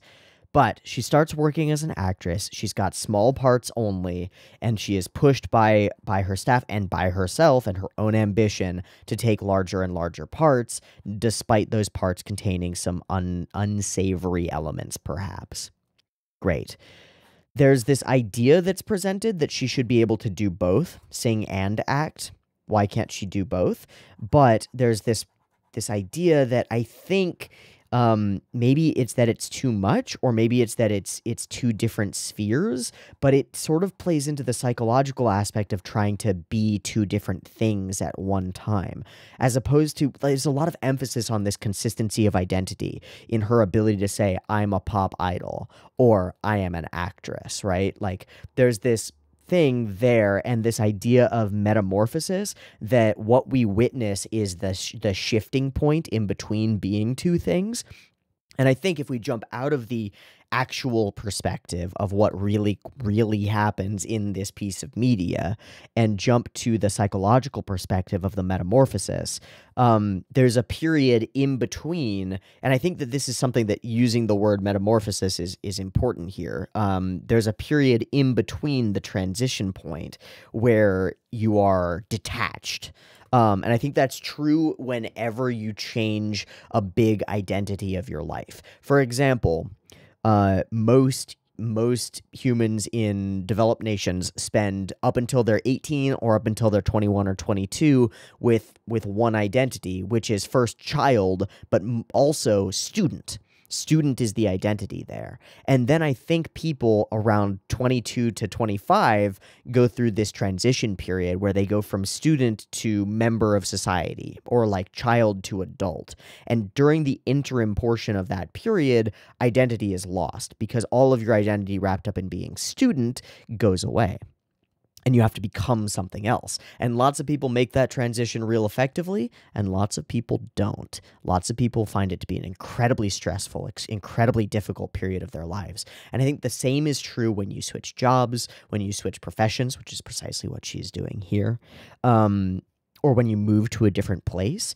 A lot of your tied down perspective on life, that is your identity, falls apart. And I think you become open during that transitional period to huge change. But I think it's also a very scary prospect and a very scary part of life to be changing. And I think there's a huge part of this film that is about that change, because her own fear of change becomes externalized as Rumi's fear of change, which we find out later is her inability to let go of change, and as Mimania's fear of her changing, of Mima's change, right? Not able to let go of things, inability to release the past, holding on to what is before and some idealized image of that thing as opposed to the reality of it. Because the future is scary and the past is safe, right? Not if you cling to it desperately. Not if you cling to it desperately. And so, to some extent, Mima and Rumi share this image of the Mima, the perfect pop idol, and Mimania. They share this perfect image of the perfect pop idol as Mima, and they want to maintain that image at all cost and to prevent her from changing. How absolutely terrifying. How absolutely beautiful. And I think it plays off of an almost universal phenomenon where when you go through a core period of change of identity, you lose touch with all of the things that ground you in reality, and you become open to subversions of that identity.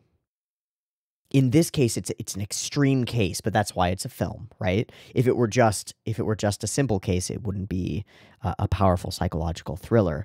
But to be a powerful psychological thriller, it has to play off of something that we can relate to, and I think it does. I think this fear of becoming ungrounded, unhinged. I mean, even the word unhinged is literally unhinged.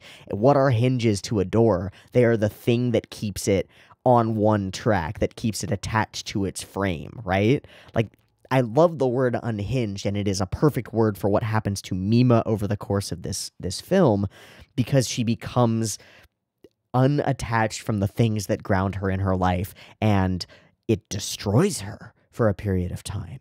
She is moving through life in a dream state that she cannot fully comprehend, and is jumping between segments of reality that do not match up in an absolutely terrifying fashion. And it's beautifully executed. Absolutely beautifully executed. Amazing. Amazing. Fear of change. And then, of course, it's easy to point out that Mimania is a creepy stalker. That's a real thing that really happens to people when they become deeply obsessed in a somewhat parasocial relationship with someone who doesn't actually know them. It's real creepy. It's very scary, and it happens. And clearly, he's character designed to be very scary. We find deformities to be very scary, and he is presented to us as a deformed, ugly stalker. Pure creepiness all the way through, right? And you can take umbrage with that, I think, if you want to. But it makes him read as a character exactly the way that Satoshi Kon wants you to read him as a character, so I got no problem with that. He is definitely striking. His presence actually reminds me really significantly of the main bad guy in Friday the 13th. No, that's Jason. What? It's Halloween. Michael Myers. Yeah.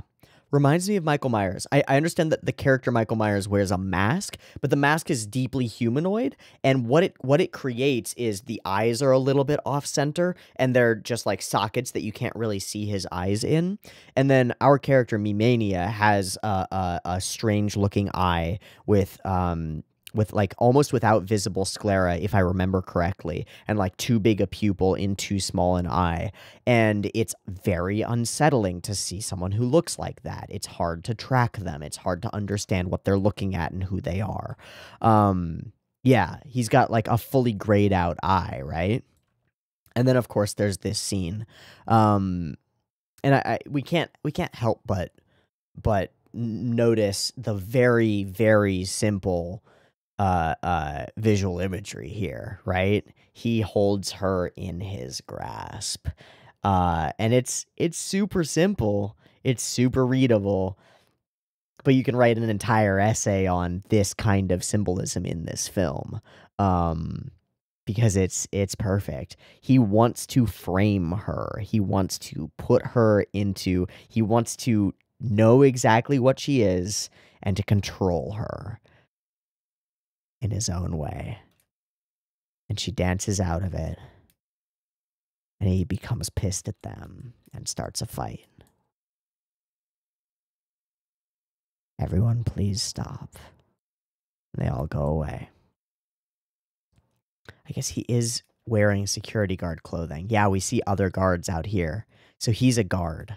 That's why we keep seeing him everywhere. Well, at first, it's why we keep seeing him everywhere.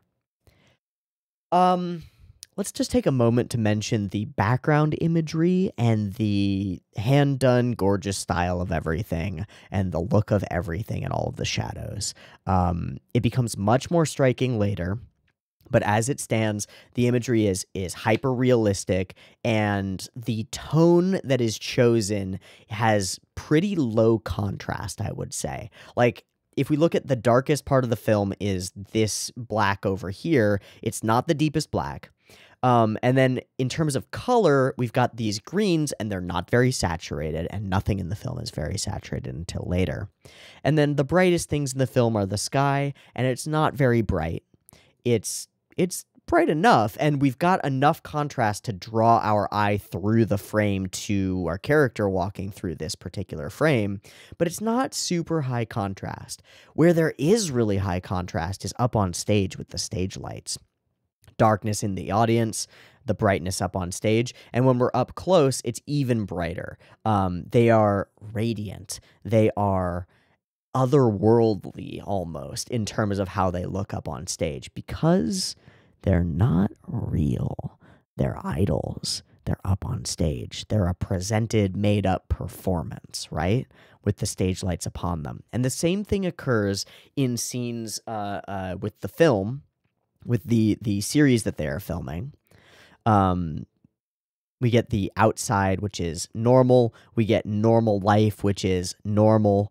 And it's only with one color that we get really deeply saturated. And we see it for the first time right here. It's this red.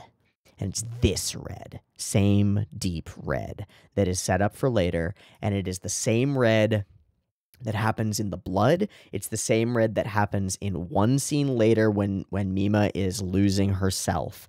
And it's the same red that is Rumi's dress. It's like so toned down throughout the film. There are elements of it in Mima's room, bits and pieces, and then it is blood, and then it is Rumi's dress, and that is it. That is that deep. Even in this bloody scene, it's not that red. It's darker, as blood would be, right? But throughout these scenes, right, and part of it is this film grain that's on everything. And I don't know if that's color grade, or if that's the film stock that's being used, or if that's the copy, or if that's the encode. I don't know. I don't know how this film would look in theaters. I don't know if it would look different. I think that it's the film grain itself, and I'm totally cool with that. It gives it a great look to the film, and I actually really like the appearance of this movie because of that. Right, so we get reflections, we get the freak out, And after the freak out, she buys a computer and brings Rumi over to help her set it up. And Rumi explains it all to us. Thank you, Rumi. Thank you, thank you. Man, oh man, I forgot about it. I forgot about this moment. The first moment that we see this, we're out of this scene and we're back to her room. Also, I love this little bit of like her her skin color bleeds into the lip color. I don't think I've ever seen anything quite like that before, and I love it here. I don't know why. I think it's just really pretty. Okay, we come over to her apartment. This goes by. Right. So there's the reflection of her in the frame, and then somebody gets up and walks over to it. And for some reason, I didn't put it together. When I first saw this film, I thought it was Mima standing up and moving over to it, and also Mima's reflection in the thing, which is crazy because later that's precisely what ends up happening with Rumi becoming a reflection of Mima, right? But it's weird that a scene that isn't doing that, I misread as doing that for some reason. Very strange. Okay. And the little fishies getting everything together, and she knows how it all works. She puts it all together. And now you can read and go to Mima's room on the idol site. Haha, they know so much about me. Interesting. Interesting. Just a little bit creepy. And the match and the cut. Oh, here, yeah. This is where she starts to lose it, right? Who are you? And it becomes also a part of the line in the drama. Anata wa dare. Right? And that red is over. And we wipe across, and then it's somebody walking by. In the first half of the film and throughout, the match cuts and framing matches on movement are absolutely stunning. There are a bunch during her idol dance, jumping to herself and herself on the train moving, or standing up from in the supermarket and moving her head, and that cuts to the movement of her head somewhere else. Truly, truly incredibly impressive. Just this compositional meshing and blending of everything together. And putting her in frames, boxing her in. And it starts to get more apparent and more scary later. So all of this happens, and I was not sure during this sequence what was real and what was fake. I don't know. Right, he's bandaged up because of the explosion. Hurt his hands. We do talk at this point about her being an idol at one point, and we find out that the new duo is becoming more famous. And we see little picture of Mima down here being a side actress. Hey, welcome to the anime shop. Whee, anime shop. Wow. I do love the little jab. Why do all psycho thrillers made in Japan turn out that way? It's great. And of course, how many scenes was she in? 3. Wait, what was it? Why do all psycho thrillers turn out that way? Mimarine's not in it. How many scenes was she in last week? 4, 3, and I guess that's a porn manga or porn tape that he's pulling out. 4, 3, and the line. Somebody save me, Marine, please. And he lowers the book, and we see his little crooked smile. I'll save me, Marine. I'm the only one who can. Reflections start to become more frequent all throughout, and she starts looking around, and this feeling of paranoia becomes absolutely oppressive. This idea that there's somebody watching me. And so she starts to run, and our framing becomes tighter, and she starts moving around out of frame. Absolutely incredible. Great character acting as well. Hyper-realistic character acting. These cars going by, and her body language so freaked out. And she turns to the side and sees all these images of herself reflected back at her. It's perfect. It's perfect. Perfect. Reality, dissociation, loss of comprehension of what is and who you are, and the pressure of others looking at you and trying to determine for themselves how they see you when you are just trying to be.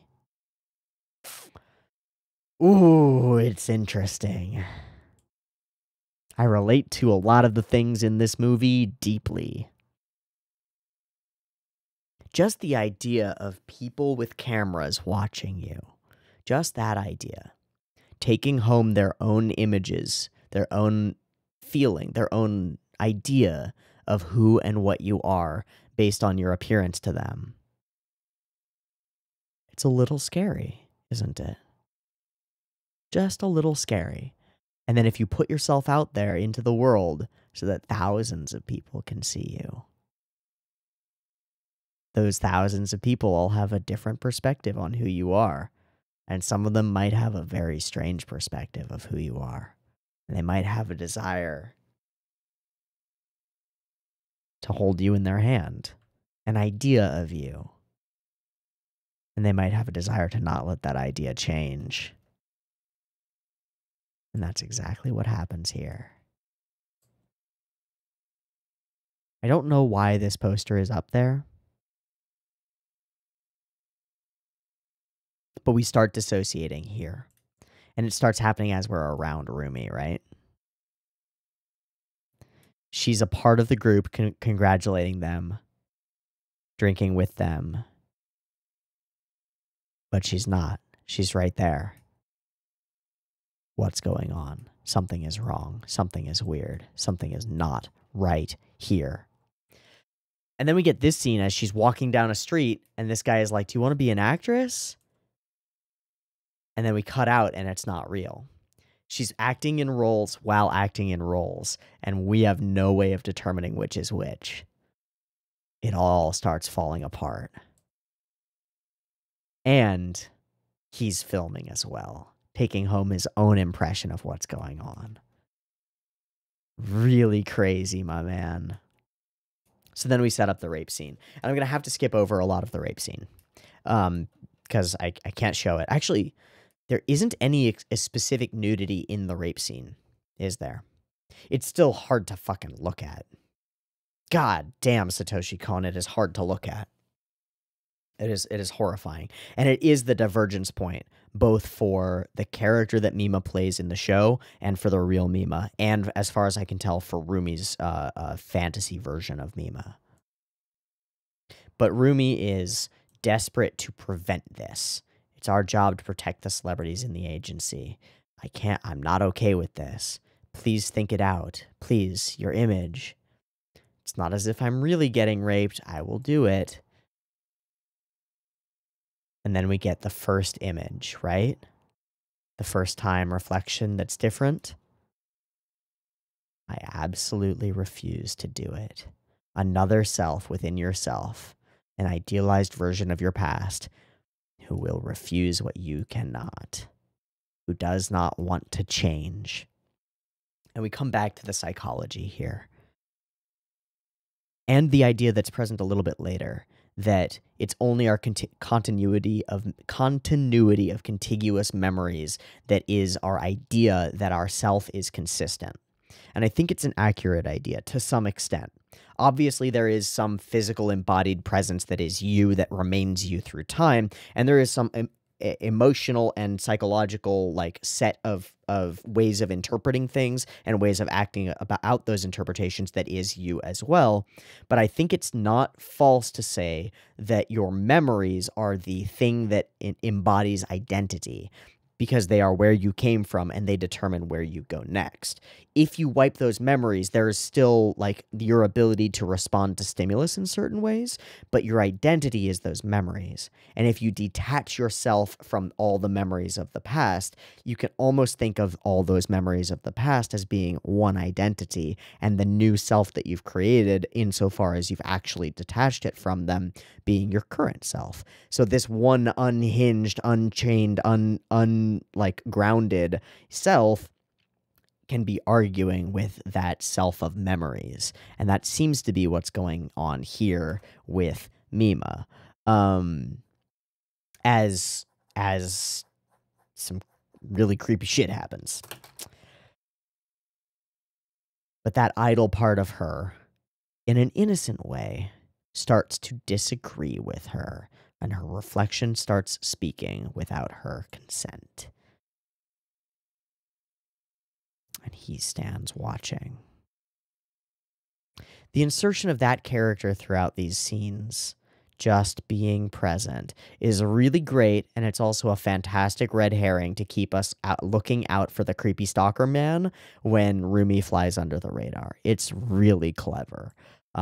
It makes it seem so much simpler than it is, and I think it's amazing. So we focus pretty heavily on demonstrating to us, the audience, that this is not real.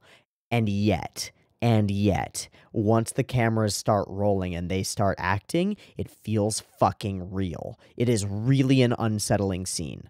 And I don't know how to address it except to say that I am deeply unsettled by it. And something about the ability of these characters to jump into acting these roles and then jump out is even more unsettling. That they can all be doing the play pretend, to be doing like one of the most horrific acts that human beings can do to one another, and then hop right out of it and wait for the cut. Or the moment where the guy leans in and says, "I'm so sorry," and then they go right back to it, right, in a new cut. It's so deeply, deeply distasteful. And it's done in the most tasteful manner by Satoshi Kon, right? Kon's perspective on this whole scene is incredibly, incredibly nuanced. And then it's a perspective on a director doing a not nuanced, filthy, filthy scene. And it's fantastic. And we see why the other characters who care about Mima, or care about the idealized version of Mima, are shattered by this. Absolutely incredible. But this is a pivotal scene, and so our contrast goes up, our lights go up, our everything goes up. And we just scene start, and everyone's laughing, and she's dancing and stripping. And we see it here, and we see it on the screens, and we know that it's not real, but we're watching it, and it feels fucking real. And even here, Rumi is smoking through her cigarette. The manager gets dragged down. The men start pushing and shoving and pulling and holding. And she is held with her head over the edge in a scene that we will mimic later, because we mimic all of it later. Hi, Kato. I'm so sorry. It's okay. This is acting. It's all good. We're grabbing and pulling. I think that the, where is it? The cut to the four dudes who are standing next to her is one of the most important parts. Fuck me, I'm gonna have to watch through it. I really hate it. These guys. All looking down and cheering. Those guys. There's something about this scene that, like, I don't know how to express it. I was afraid that we were going to be witnessing real on-camera rape. That, like, something, I don't know how to put it. It was the idea that present in this situation, you might be genuinely yelling for help and nobody would believe you because you're actually acting in the scene. Does that make sense? I don't know if that makes sense. That was the feeling that I got. And that was like a building tension within me as I watched the scene for the first time that evaporated when we get the high kato and everybody stops. And it felt like it was intentional, but maybe it's just me reading into it in a weird way. I don't know, but that was the feeling that I got. And I also got this distinct feeling that we were going to mimic this sequence later in the film. And we do, as a scene that she can't get out of, right? Because the only thing that makes this scene bearable is that it is acted, right? Is that when the director calls for a cut, everybody stops. Is that we know that the dude who's on top of her is a professional and that all the dudes who are holding her down are professionals, that there are stage lights on this scene, that this is an act, that we are acting out a horrible thing. And it's still almost unwatchable in how terrifying it is.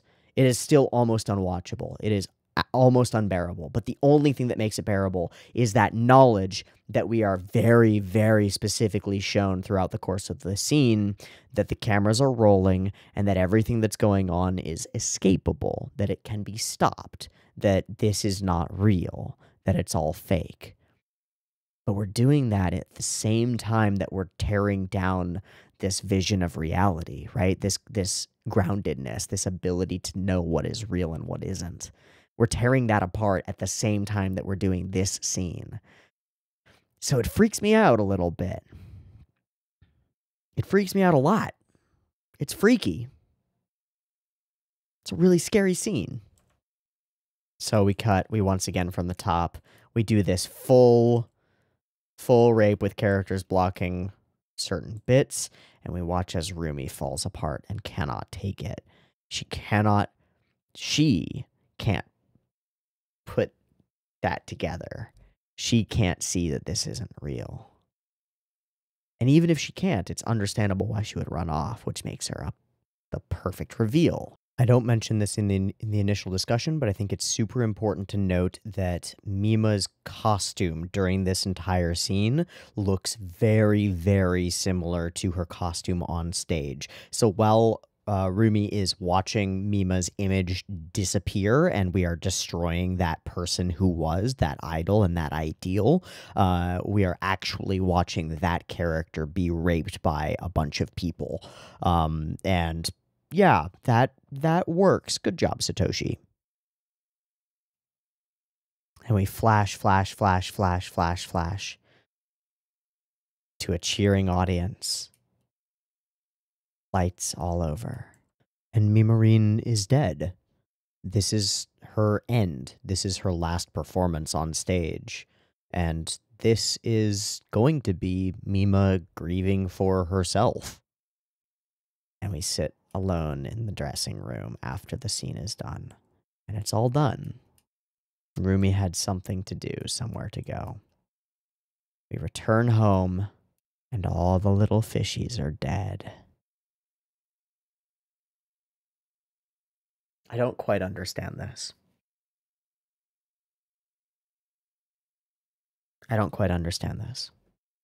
Okay, I got a couple ideas of this.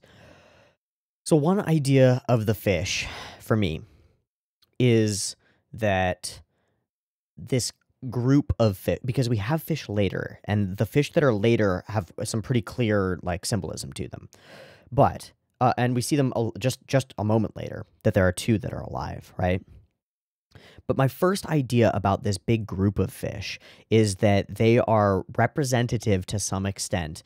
First off, they're representative of the death of Mima herself. Like, she's seeing herself die after choosing to do that rape scene, and is dead as an idol and moving into being an actress.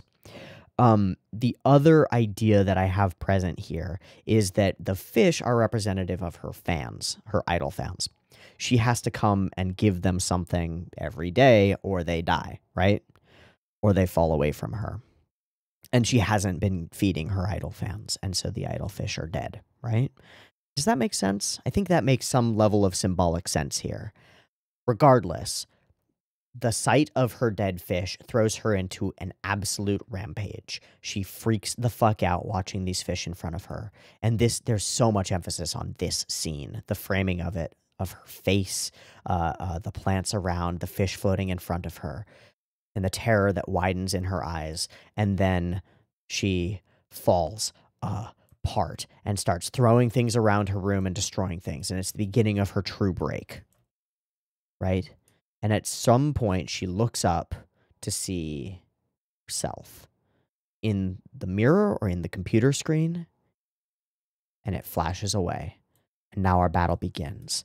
We turn back to the fish, and there are no dead fish in there, and there are two live fish. Mima and Mima, right? It's pretty simple. It's pretty weird. Then what were all the dead fish? Because early in the film, we saw that she had a bunch of fish. Where are all the other fish?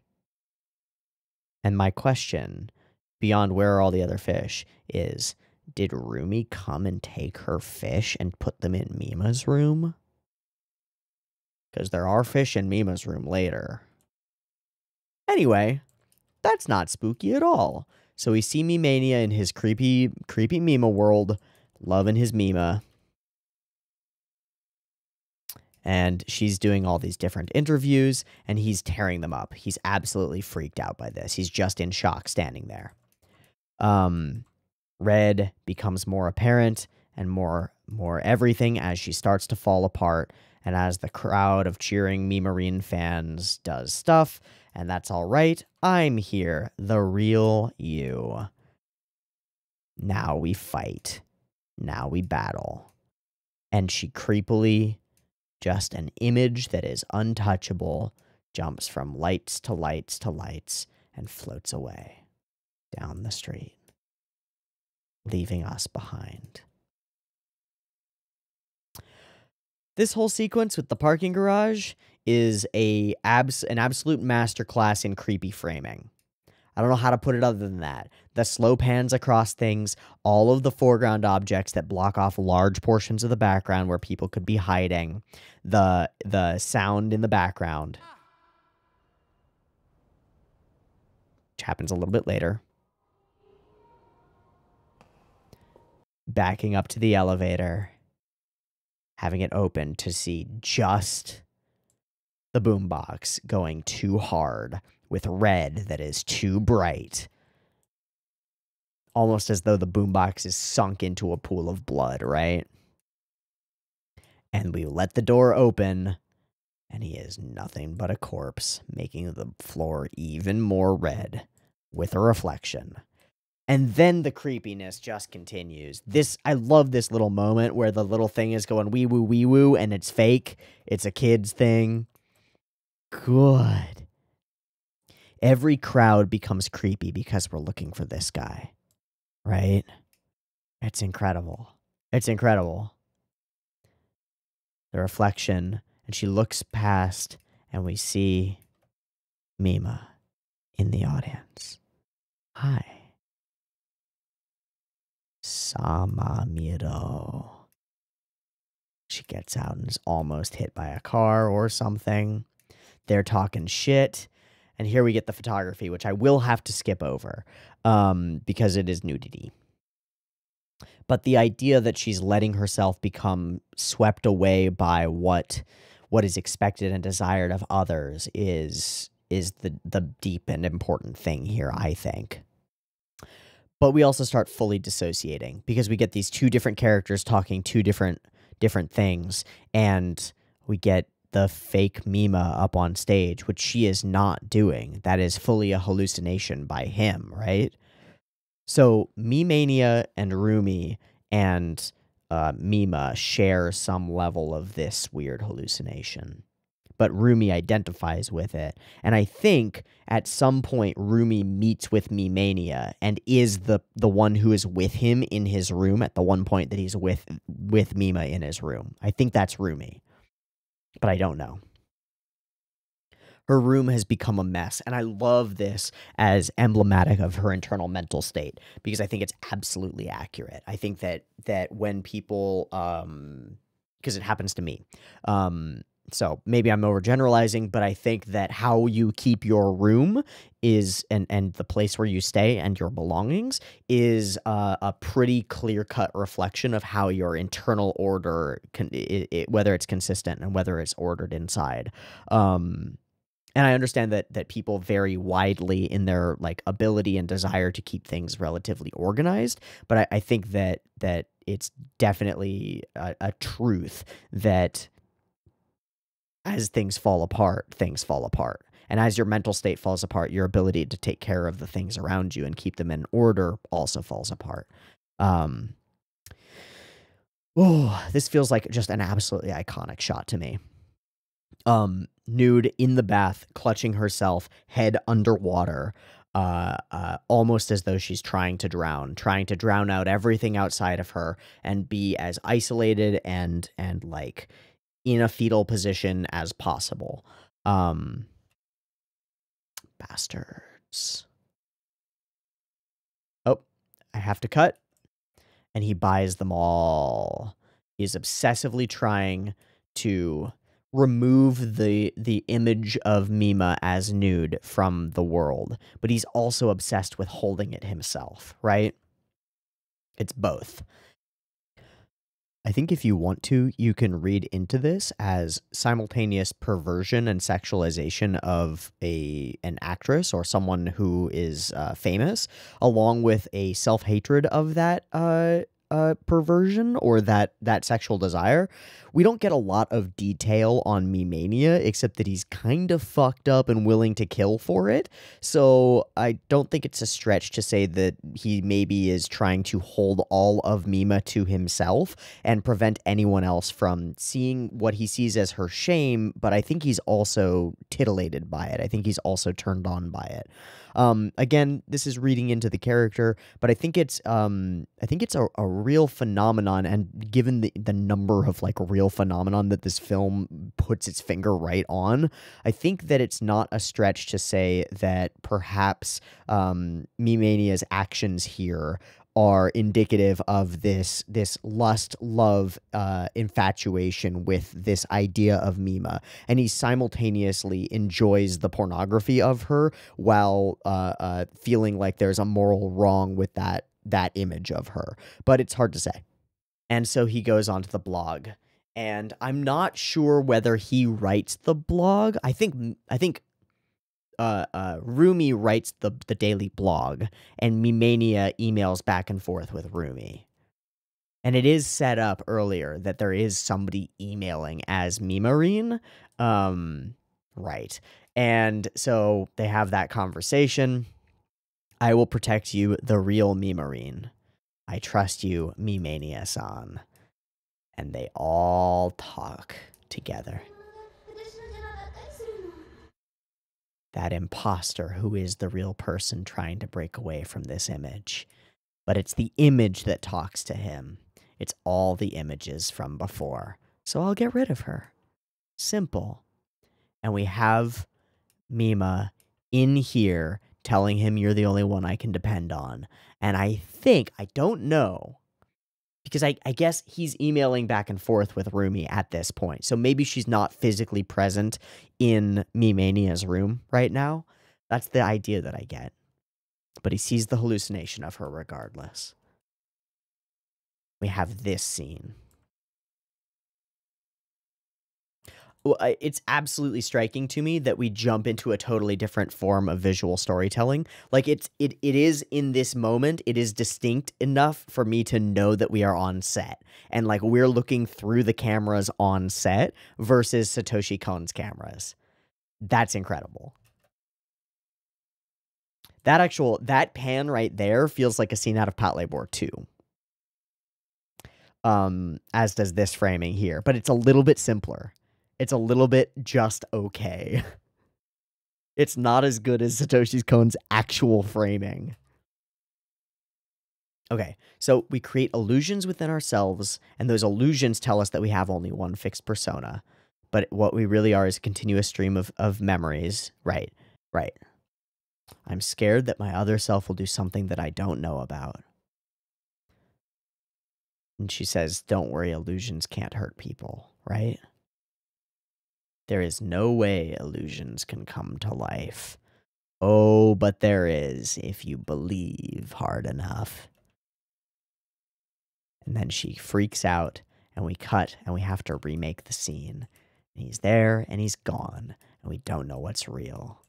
And we come here, and we look around, and she's there with them. So we freak out and we run. And we run for a second time, and there are some great smears on her hands that are very, very obvious. The background smearing is great.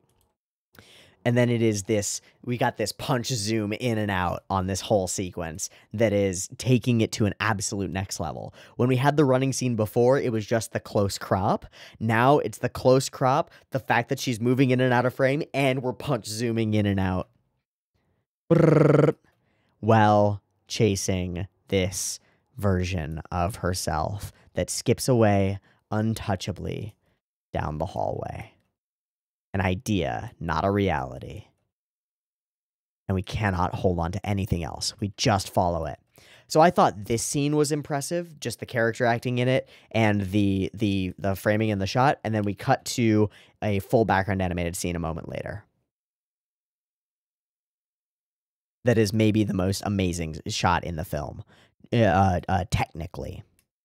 Okay, there's the slip, there's the fall. Oh no, wait, where is it? I'm missing one. Straight through the hallway. There it is. Oh, it's so good. It's all on ones, dude. It's all on ones, dude. First person perspective. Bash through the door. Run into this wall to the side. Oh my god, it's great. This whole sequence is amazing. Who are you? Becomes the same line going through. We lose a shoe. Out into the rain barefoot. These little tactile moments that are like, tactile moments. Then the actual scenes of the running. The focus on the puddle, the rain, skipping through all these people. And she bursts through them into the street and is almost hit and killed. But is it real? No. It's a dream. All a dream? Eating cake, Rumi comes over, and we start absolutely dissociating from reality. Because I wasn't suspicious of Rumi, I'm going to look through her lines really quick. It's good that people seem to like the new Mima. That doesn't look like a face that's agreeing. And I thought it was because she could actually read her, that she actually cared. To an extent, she does. But maybe she is more like me than myself. My other self that I buried deep within my heart. And Rumi puts a hand on her. Rumi-chan? And then we're somewhere else. We're starting to lose it, right? Scene to scene, in ways that I can't predict, starting to lose it. Seeing things that aren't there. Seeing scenes that didn't happen. Dreams that are reality. And flashing back, waking up again.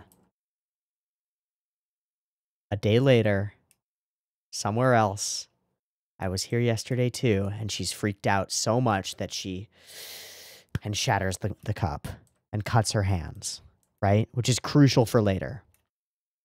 So she's staying up. There's a reflection of her looking at a reflection of her as she reads through this. I guess I went to Harajuku today. I guess I did that. And we're talking here about the imagined reality.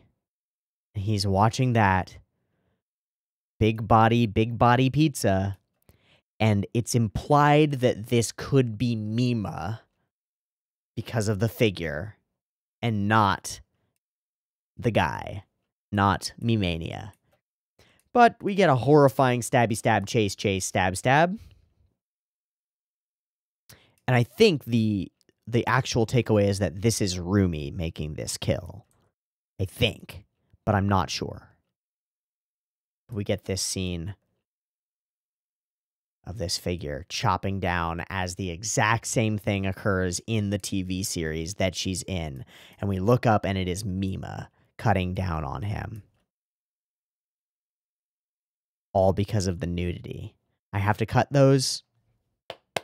Gotta cut those. And we wake up for take 3.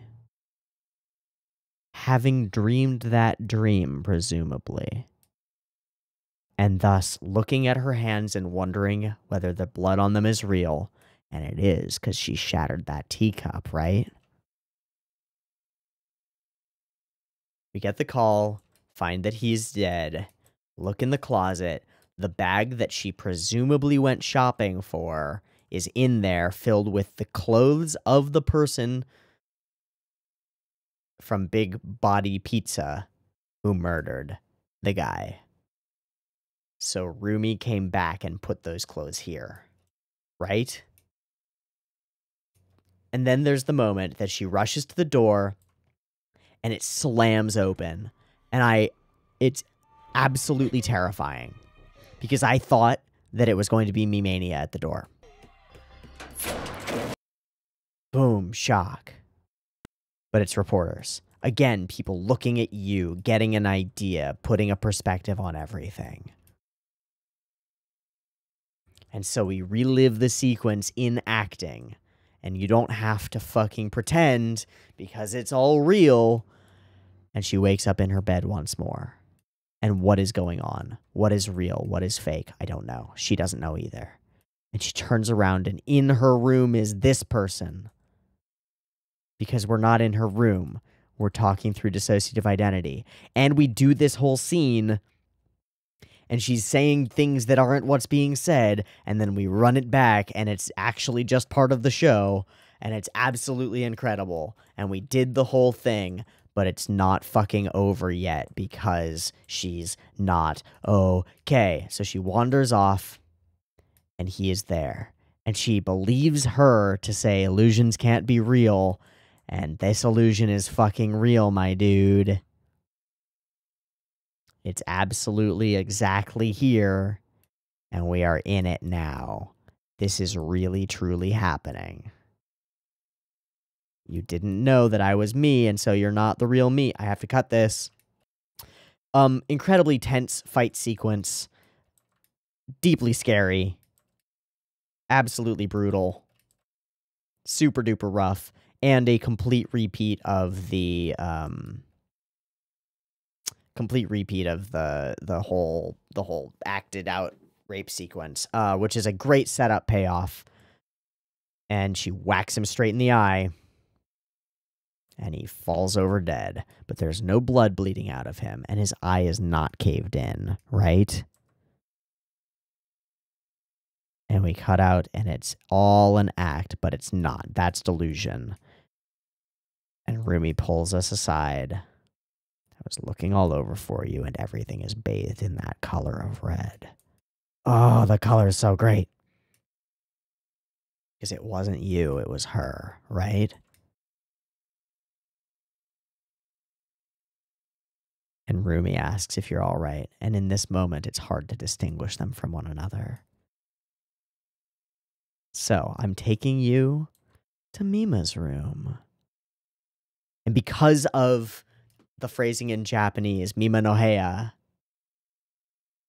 it means I'm taking you to your room. But she's not. It's a perfect recreation with the little candles that are there, the phone, a bunch of fish, not just two. A bunch of fish. And we pan over to see both of them dead. Him with both eyes bled out, stabbed through with an awl, we presume, and him with one eye bled out. With a hammer or an awl, I don't know. There are a bunch of little fishies in here. Too many fishies. It's not right. I tore that poster down. And this is the wrong location. This is not Mima's room. And she appears and she's not glowing the way that she has before. And we see in reflections that it's Rumi herself. And all of it comes crashing down together. So we battle with both the image of self and with Rumi herself as she's smilingly in a pure idol image as also a desperate old lady chases Mima down and tries to murder her. And it is an incredible chase and fight scene. Absolutely gorgeous. Absolutely terrifying. They fall together. And eventually, and she still does the weird skipping shit. Ugh. We see her reality in the reflection. So suddenly reflections start showing us what's really there. Stabbed with an umbrella, stabbed with an awl.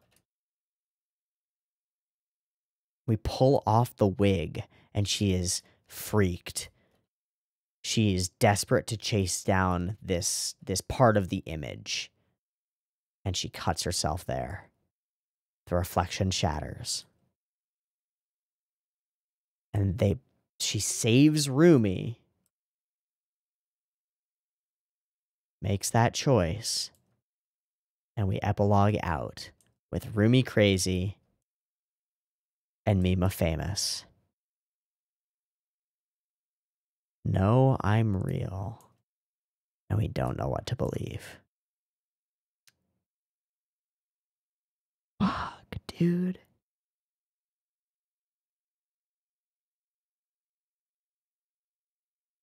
Fuck, dude. Okay.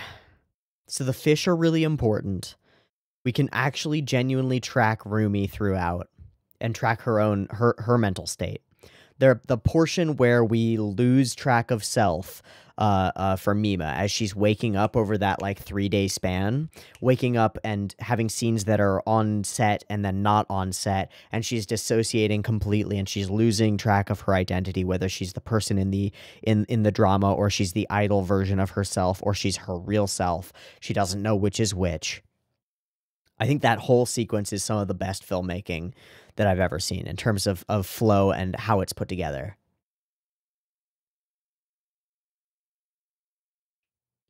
Got it. This was one element, a thread that's loose that I couldn't connect. That guy is I thought he had like dreads, but he was one of the 4 like punk hecklers. So presumably Me-Mania hit him with his car. Got it. Got it. Just want to see if I can see what's inside the trunk of the car because there's this really striking shot and the sound is really striking in it. Right, and that cut. Do we see what's inside the trunk of the car here? It's just bags. It's just bags. So there's no way to tell. Interesting. But she stays here. So Mima doesn't kill him here, I don't think. She knocks him out and doesn't kill him. Because there's no blood coming from his eye. We see that, right? So then Rumi must go and kill him. And then there's this scene where she's standing over him, hyperventilating. But we're back. Yeah, this is the scene that we needed for the take for the film. And that's when we finished the filming. But it's all messed up in her mind. The timeline's all fucked. And then there's the sequence where she's killing the photographer. And it has to be Rumi who's killing the photographer, I think. And unfortunately, there are a bunch of flashes to nudity throughout this, but there's something that I want to see at the end. So it's her face, and then we splatter this mask with blood. It's not a kabuki mask, right? No, because kabuki you don't wear a mask. They use painted faces. It's the no mask. A no mask is the face of an actor and can never be parted from it. They put them on inside the dressing room and the performance starts from there. Most people only see the performance on stage, but actors are already immersed in their roles when they first face the mirror.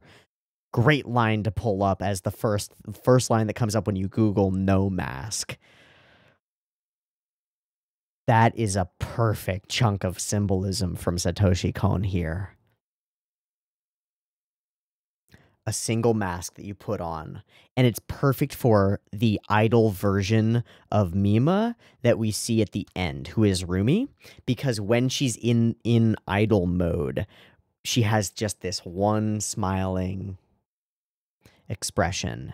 And it's super creepy because she's almost expressionless throughout it. But it's the one expression that she puts on.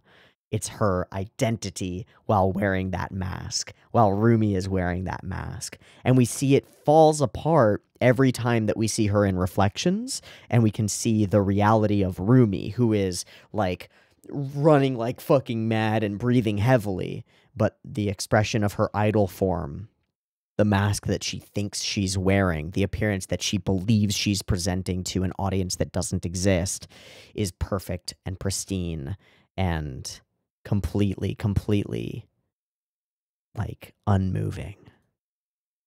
And that's what she thinks she is. And it is that mask. So yeah, we see the reality contrasted with this falseness. And when we tear it off from her, it falls apart and she freaks out and goes for it.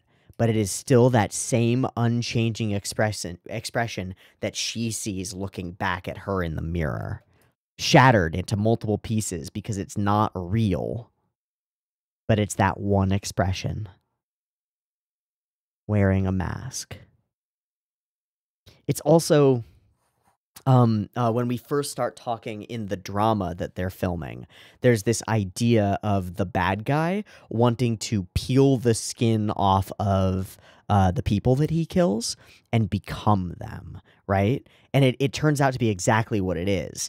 But they use, like, I think they use male pronouns or similar to it when they're talking about that killer, because they don't know at that point that in the story that they're going to be using Mima as the killer, right? But the idea that the killer wants to tear off the skin of the people that he kills and become them is the idea that I think Mima's character in the thing performs, right? She's killing people, and it's something about becoming a model by killing them. And it's exactly what Rumi is doing throughout. She is trying to put on the skin of Mima and be an idol, something that she can never be again. So that no mask in the death scene of the photographer, something about that is really powerful. It's just one element of the really awesome imagery throughout this film, from incredible framing in general to a deep understanding of the psychology of framing characters and how to make scenes feel claustrophobic and terrifying. And again, like that parking garage scene is just a minute long or so, but the slow pans with foreground objects that block too many things create the feeling of being like in a creepy place where you can't see all the places where people could be hiding and waiting for you. And then it shocks us with the reveal of the boombox in the red carpet. Absolutely stunning.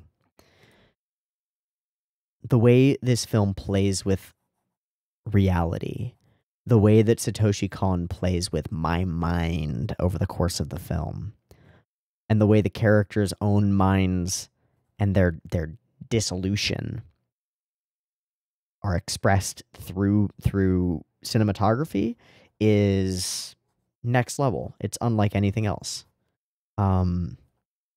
This film is absolutely fantastic and very spooky, and I think that's all that I have to say about it for right now. Yep. I'm going to stop recording. I'm going to start editing this and put it together, but I'm not going to render it out today, or at least not right now. I'm going to give myself, I'm going to go to the gym soon, and I will be thinking about this film, and I will come back to it, potentially. I may not come back to it. I may not have any new super powerful ideas that I want to specifically add to my interpretation of this movie. But for now, I'm going to end now, and I'm going to leave it open-ended, so there may be a new Teeaboo who comes in just a minute to talk to you in a second about some other ideas that he might have had. For now, I'll say goodbye. Thanks for watching, and I'll see you next week for something different. Peace. It's the new T, just like the old T. Hi everybody. It's been a number of hours since I finished recording the initial take of this reaction. I have since watched through the entire take because I needed to go through and edit out a lot of nudity and stuff that had to be edited out. And I've also added in some things that I thought were important little mentions to throw in there as well. I don't have any, I think I called it like super big, crazy insights or anything like that about this movie, but I've had some time to let it percolate. I've had some time to go back through and watch some more of the scenes. And so I just want to give you my final impressions really quickly. I think you can probably tell that it's later at night. It's 11:11 right now. Make a wish. But I just want to mention it because it has obviously been on my mind and has not slipped from my mind. This film is fantastic, and I think Satoshi Kon does an incredible job throughout it. And I'll also say that it's tough because we often do too much attributing of the value and power of a film to the director.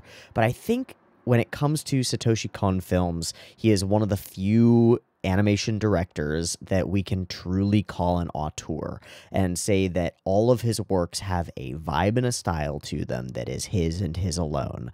And in this particular case, having read and looked at some of the things that have popped up in the Discord, because every time I say that I've finished a particular thing, people start talking about it in the Discord and start sharing cool links and cool information and stuff. First off, I've seen some storyboards from the film, and from them can gather just how much of the ideation of it was present in Satoshi Kon's mind himself. Shout-outs and credit to the animation and coloring staff and all that stuff for making it all come to life in beautiful quality, and the animation throughout this film is fantastic, and I put some mentions of that through as well. The character acting is absolutely immaculate and incredibly realistic. The cars look fantastic. Speaking of which, I think you can hear cars going by because I have my window open, which I probably should have closed before I started recording this, but I'm too lazy to do it now. The film looks gorgeous. I touched, I think, enough on the use of red, and somebody mentioned to me that they hoped that I would touch on the use of blue. Having skimmed through the film again, I don't really know what they're talking about, but there is one element that I do feel like I feel remiss to not mention more, and that is the use of lights and lighting. We get them in the disco balls above the rape sequence, we get them as the stage lights when Mima goes on stage, and we get them at the very end when Rumi runs out in front of a car and embraces the audience that isn't there. That lighting is fantastic, and it creates its own symbolism. Both the symbolism of the stage and the presentation and the audience, as well as some kind of something more ethereal, something beyond. And I just wanted to mention it kind of offhand and throw it out there as something that I noticed and didn't talk about, because I think it is fantastic and I think it's an important part of the film. Beyond that, Satoshi Kon is absolutely an auteur, and this is a film that is his vision put onto to a screen in the most incredible way, and done so with the help of some fantastic staff and some fantastic staff animators who made the whole thing come to life in an incredible way. It's easy to forget how difficult it is to just animate one character, let alone animate that character from multiple angles due to reflections, let alone animate full scenes of deeply accurate camera angles on complicated rooms with characters moving through them and their reflections showing all throughout. It's truly incredible. Another thing that I'll mention is the editing and the transitions. We talk a lot about the match cuts, but overall the transitions from scene to scene and shot to shot are not only interesting in their own right, but they are actually and actively used as a tool for the progression of the story. And that brings me to my favorite part of the story, which is still the first thing that I really talked about in the discussion, which is Satoshi Kon's ability to instill and imbue in us, the audience, the feeling that we are in Mima's shoes and that reality and our grasp upon it is slipping away from us. The understanding of dissociation and the visual representation of it that is a majority of this film's runtime is absolutely stunning, and one of the best images of a slipping away of one's mental health that I've ever seen, and I can do nothing but sit here and be in awe of it. The fact that it tells a deeply compelling thriller mystery along with that story in a way that is both comprehensible, and you can keep going through it and noticing incredible amounts of detail placed in all elements of this film, just makes it even more impressive to me. This film is a masterpiece, and I do think it deserves a 10 out of 10 from me. So I'm going to give it a 10 out of 10, not just for the roomy twist, but for the whole film, all the way through, top to bottom. I think that Satoshi Kon created a masterpiece with his directorial debut. And while I love Millennium Actress, and I have not seen it in a while, I don't know if anything Satoshi Kon has made since this film actually truly lives up to it. Certainly some of it has higher production value to some extent, but the story and ideas present in this one and the way that they are expressed in a beautifully unique way through filmmaking in a sense that could never be done in any other medium as far as I'm concerned is absolutely stunning. I don't think I've ever seen anything quite like it, and I don't know that I ever will again. We lost a legend way too young in 2010 when he died, and I don't know if anyone has ever been able to step up and fill that mantle of a truly incredibly filmic and beautifully a beautiful auteur and a beautiful director. This film is a true masterpiece. I give it a 10 out of 10, and I'm gonna be thinking about it for a while. And I think that's fair to say, and I think that's also all I have to say. So I will say good night and goodbye. Thank you for watching once more. I will also spiel a little bit, take a moment to say if you enjoyed this and you want to support what I do and how I'm looking at pieces of media like this, head on over to the Patreon, throw me a buck, and hop on into the Discord and talk in the Monday OVAdrive channel. If you've got recommendations for things that I might want to watch that are a little bit older and maybe off the radar of most reactors, or that things that you want to see more deeply discussed than a lot of reactors do, the best way you can continue this channel's existence is by supporting it directly with your wallet. If you can't do that, throwing a like on the video helps a little bit, throwing a comment on the video helps a little bit more, and subscribing to the channel is always super good. Thanks for watching. I appreciate y'all. Stay safe and stay sane out there if you can. I know it's a tall order, but it's worth trying. And talk to people, talk to real people around you if you can, because I think it helps a lot to stave off a bit of insanity that you can feel if you feel all alone. Love ya. See ya next week for something different. Peace.